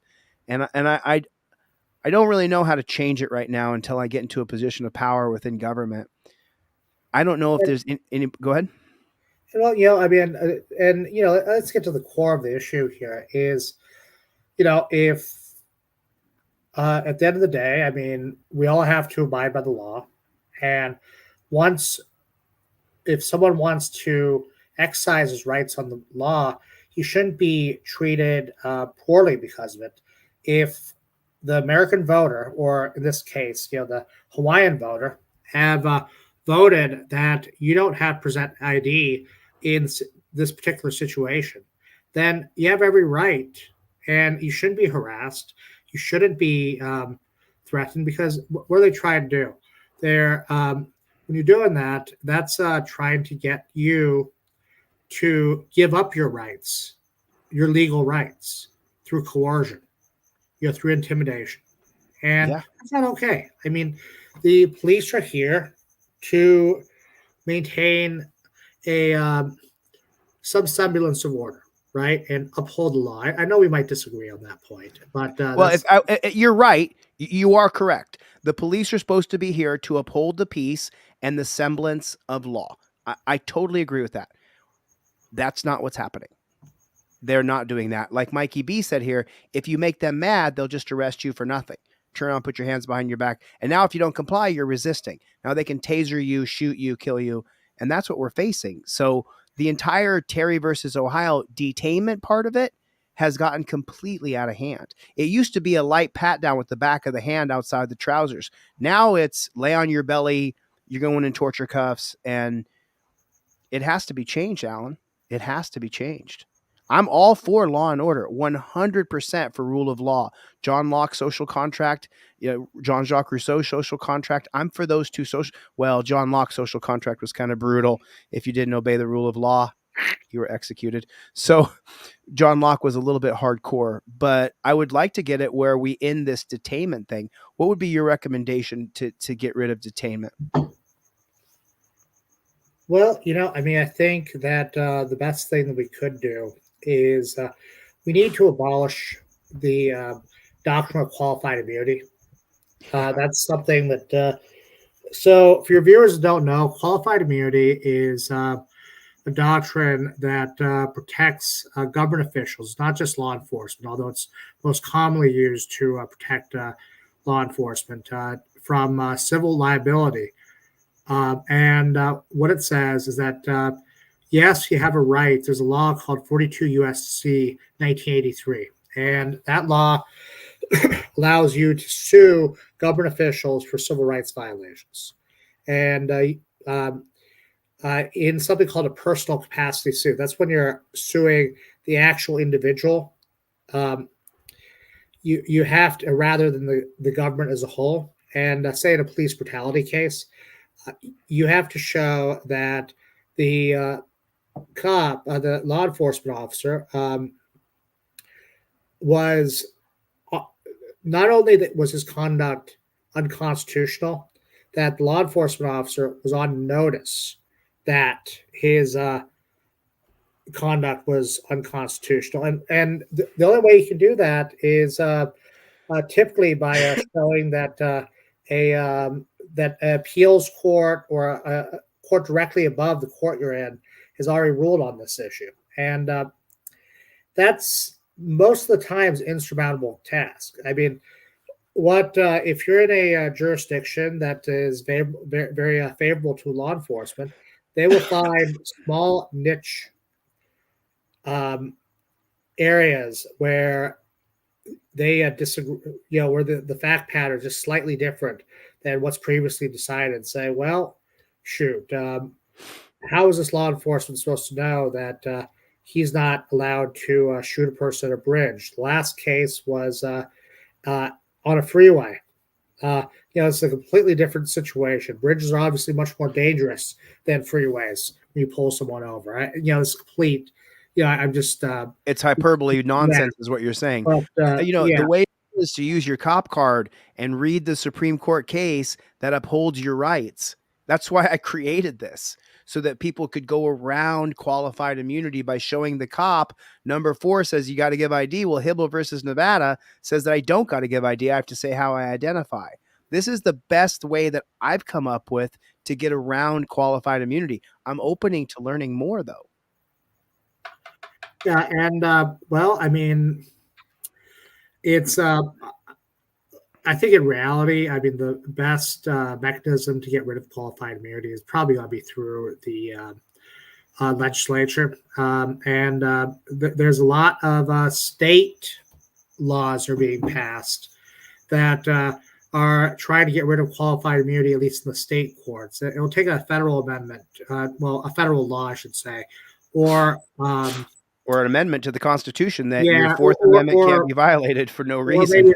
Or maybe the Supreme Court will overturn. But as a at the state level, it's much more realistic. We're going to see reform there. We've already seen some states pass laws that say qualified immunity just doesn't work in the state courts. And if you see it on the ballot, you should vote for it, and you should get active in your community and show that. This is let everyone know this is a good thing. I mean, a lot of people are afraid that if government officials have to pay for their misconduct, then no one will want to be a government official. But perfect, won't want to be in law enforcement. But I mean, that gets said all the time, especially by the unions. And look, there's two things. I mean. These are relatively well-paying jobs, something on a free market.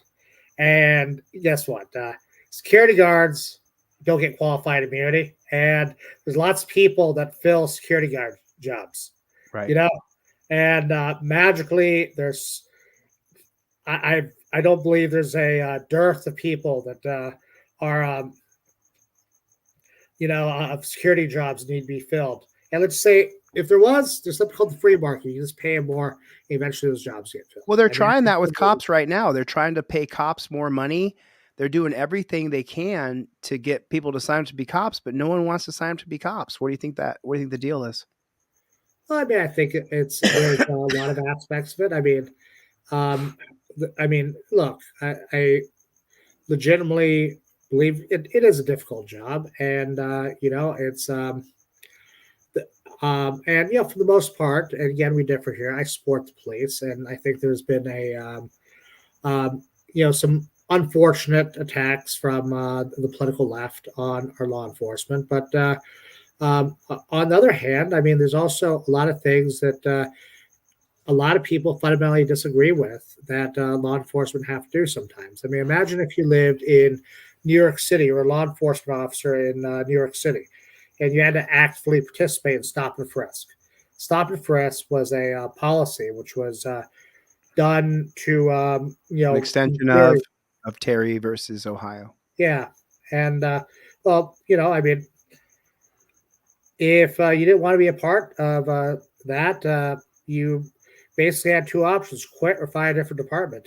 And, it's similarly, I mean, have no doubt there's a lot of law enforcement. There's a lot of people that don't want to get involved in law enforcement because, that requires them to uphold or penalize people for engaging in certain activities that might be that they have moral qualms about. I mean, it's It you know, requires Alan. I mean, this guy to me is a champ. I absolutely adore this guy. We have different perspectives here. You would have to agree to be a cop to sign up to do those policies, procedures, and protocols to other people. And the policies, procedures, and protocols, you take a good man or a good woman who signs up to be a cop and then say you have to do this to people. Like you said with stop and frisk, which I just want to reiterate, stop and frisk is not possible without Terry versus Ohio. Stop and frisk is Terry versus Ohio done on a statewide scale or a metropolitan scale in New York. So I believe, Alan, the reason why people don't want to sign up to be cops isn't because of a radical left agenda. I think it's because lay on your belly, get on your knees. I'm going to enter you into a POW style of arrest upon my suspicion of you. I believe that that's the reason why people are not becoming police. I think that that's certainly probably part of it. I mean, the war on drugs in this country has been a massive failure, and every day where I live, people die due to the fentanyl crisis in this country, and if you're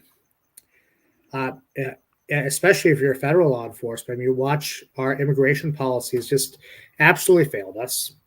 We are allowing we're allowing a crisis to occur in this country, and a lot of their law enforcement, on the one hand, have their hands tied to protect the community. On the other hand, they have to actually go into communities and cause a lot of enforce policies that they probably disagree with, while they have to turn a blind eye to a lot of the things that are legitimately causing harm to our society. I mean, like illegal immigration. Yeah, illegal immigration. The fact our border has just become just extremely porous. We've allowed the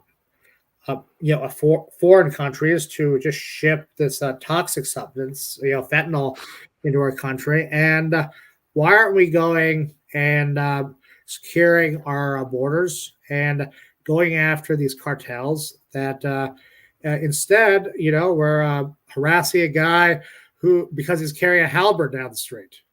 I mean, right? I mean, and a lot of that has to do with just on a fundamental level. I mean, municipalities need to generate revenue, and a lot of what law enforcement do, and this has nothing to do with individual law enforcement, but they're there to generate revenue for the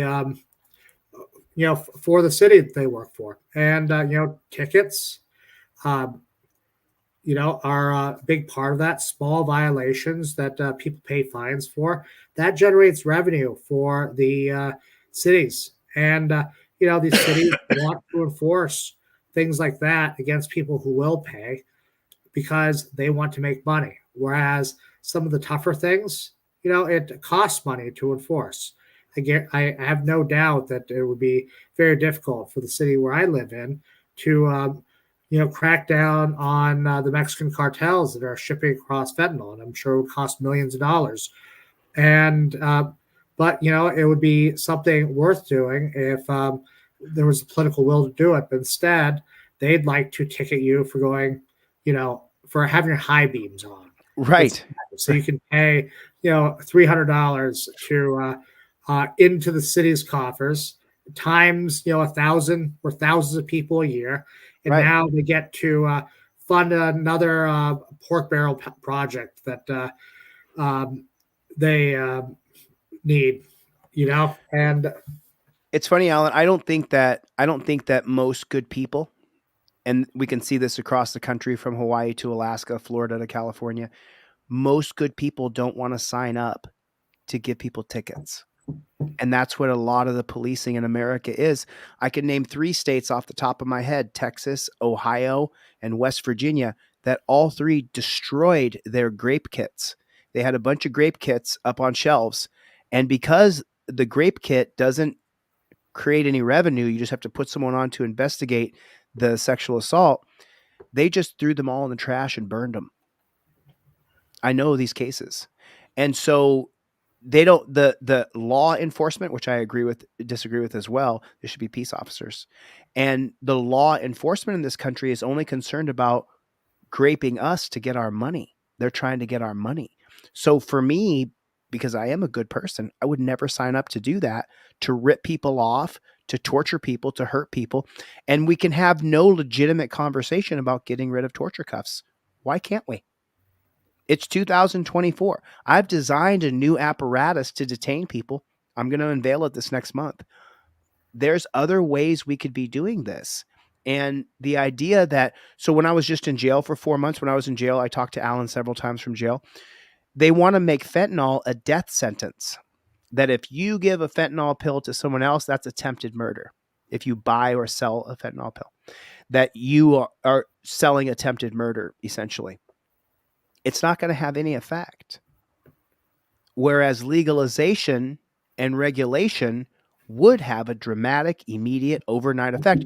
You would no longer have fentanyl showing up in your Rick James, your white powder. You wouldn't have that anymore. It would be regulated. But this government refuses to accept that over half of our country is using chemicals regularly, every day. Over half.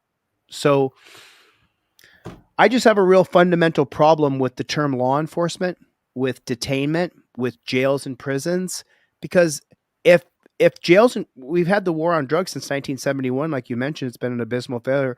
When Richard Nixon, one of the worst presidents in U.S. history, he declared war on drugs and we're still implementing his policy. This is Richard Nixon's America. So we continue to implement this war on drugs, but I was just in jail. It's not getting any better. The people who are doing chemicals in jail can't wait to get out and do chemicals as soon as they get out. One guy told me that doing chemicals is like loving your mother. You just do it.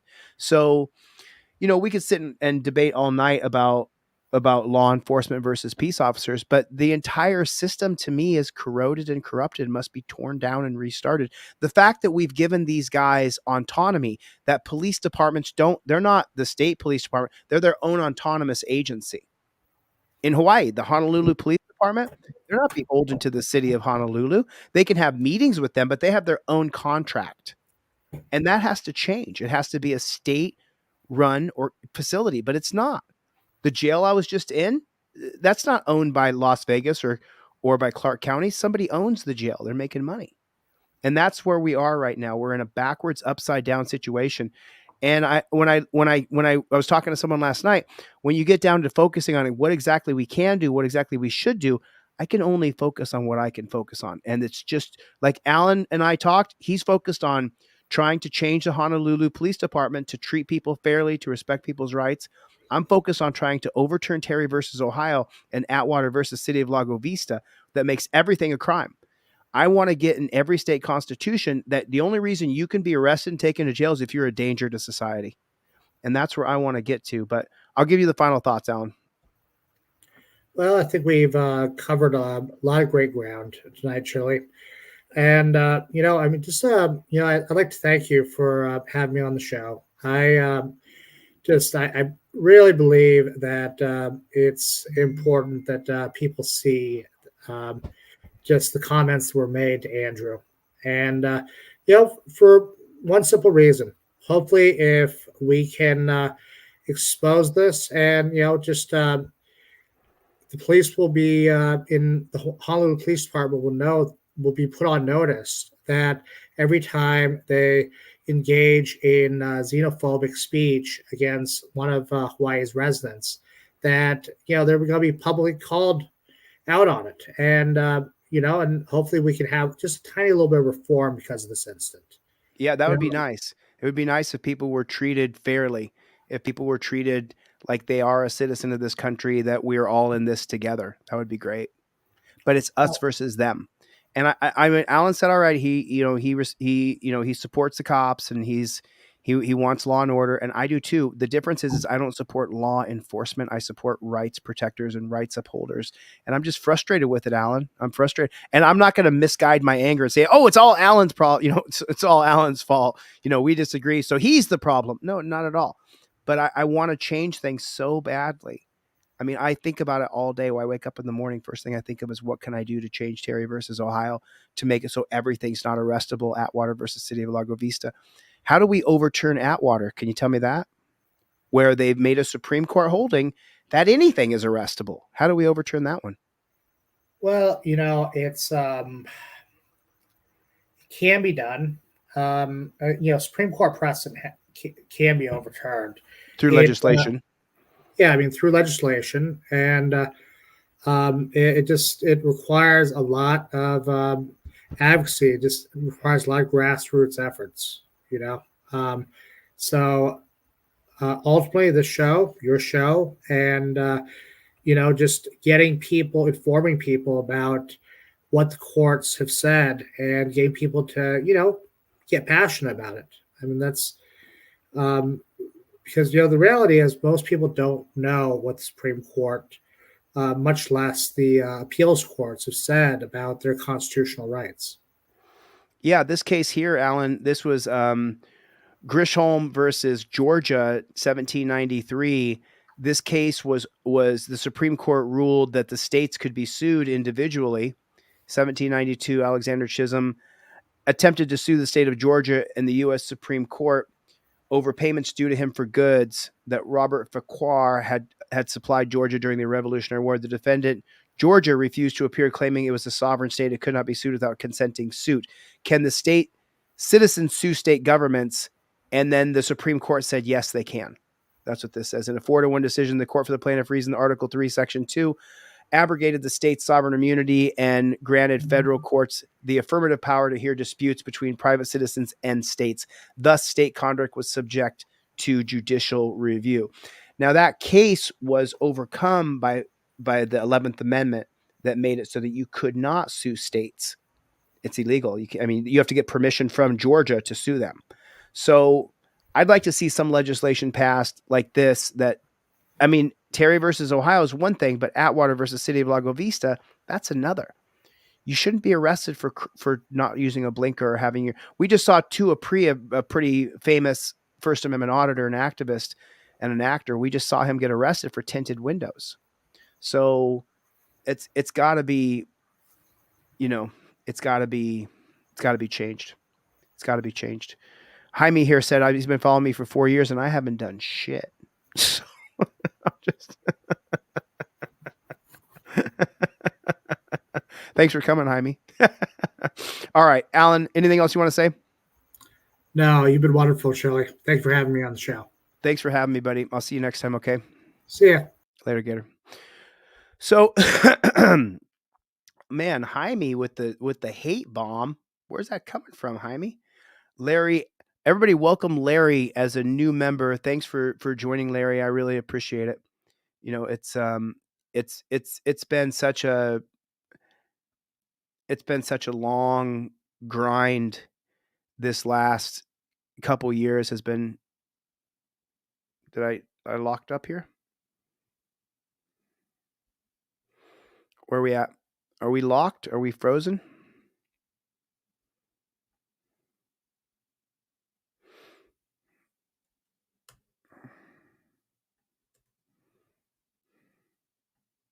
Is it frozen? Can you guys hear me okay? Let me know if you guys can hear me okay.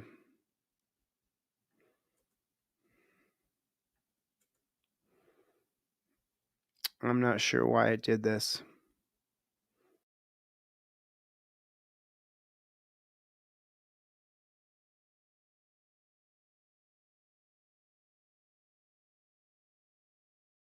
There we go. Are we back? Sorry about that. Can you hear me? The video was frozen. Can you guys hear me okay now? Give me a 5x5 if you guys can hear me all right. Thank you for coming. I super, super appreciate it. It's been, audio is good. Video is frozen. You can hear me. Okay, cool. Listen, you know, Alan Beck, I got nothing but respect and admiration for the guy. He's been a friend to me. He said he supports police. I don't. I don't support law enforcement. I support rights protectors. I support peace officers. I support those things, but I don't support law enforcement. I think that you can't have a surveillance state with a law enforcement mentality. You can have a surveillance state if there's peace officers. You can't have a surveillance state plus law enforcement. That doesn't work. And we're moving into a surveillance state. Do you guys agree with that? Do you guys agree with that? We are moving into a surveillance state where they're going to surveillance everything. There's going to be a camera everywhere. You can't have a surveillance state and a state that's based on enforcing laws on people. That doesn't work. You're going to create a carceral state, which is a jail state, prison state, which is what we're living in now, a carceral state. That's what we're living in right now. Make sure you guys get a TRIFOLD. Get a TRIFOLD. Get a TRIFOLD. Go to deletelaws.com. Go to deletelaws.com. Get a TRIFOLD. Get a pair of cop cards. You should have one of these in your wallet. You should have. Do me a favor. Type down in the comment section, if you would, please, for me. OTVO stands for Overturn Terry versus Ohio. OTVO. I'll put it right here. It looks something like this. There it is. Mikey B, just get your TRIFOLD on deletelaws.com. Make sure you get a TRIFOLD, have one in your car. If you have one already, get one for a friend or a cousin or a brother or a sister. Make sure you always invoke your Fifth Amendment right. Always, always, always. Nice to see you. Oh, sorry about that, Tim Blias. How are you, my friend? Nice to see you. OTVO, Unbelted Vortex, Knitcrom case. What is going on? April. Hello, dear. April, I got those shirts now. I got to my storage unit. I'm going to get you a shirt. Chevy, what is going on? We don't stop, said Deanna Cherry. Bill, what is going on? OTVO, Danelle Brown, nice to see you. Danelle Brown, and there's a few of you others in here that always make me feel like someone's watching my six. I really appreciate you. Roger Lane, good to see you, man. Surveillance state. You can't have a surveillance state and a law enforcement state. You can have a surveillance state if there's peace officers who are protecting rights. You can't have a surveillance state plus law enforcement. Everybody's going to go to jail because there's so many laws created that you're going to go to jail for just anything. You have rights. Cops have duties. Always good to see you, my friend. Always good to see you. Steve Conkler, my buddy.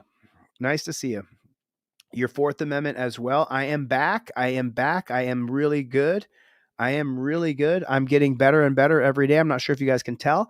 I got my teeth fixed. This ultimately probably won't be the final fix for these teeth, but I'm sure hoping it does.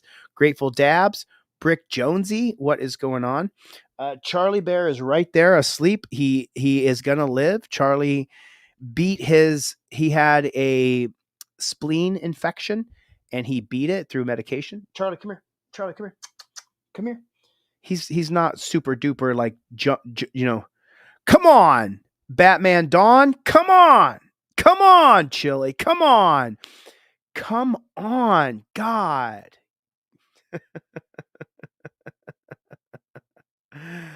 Mr. Pliskin.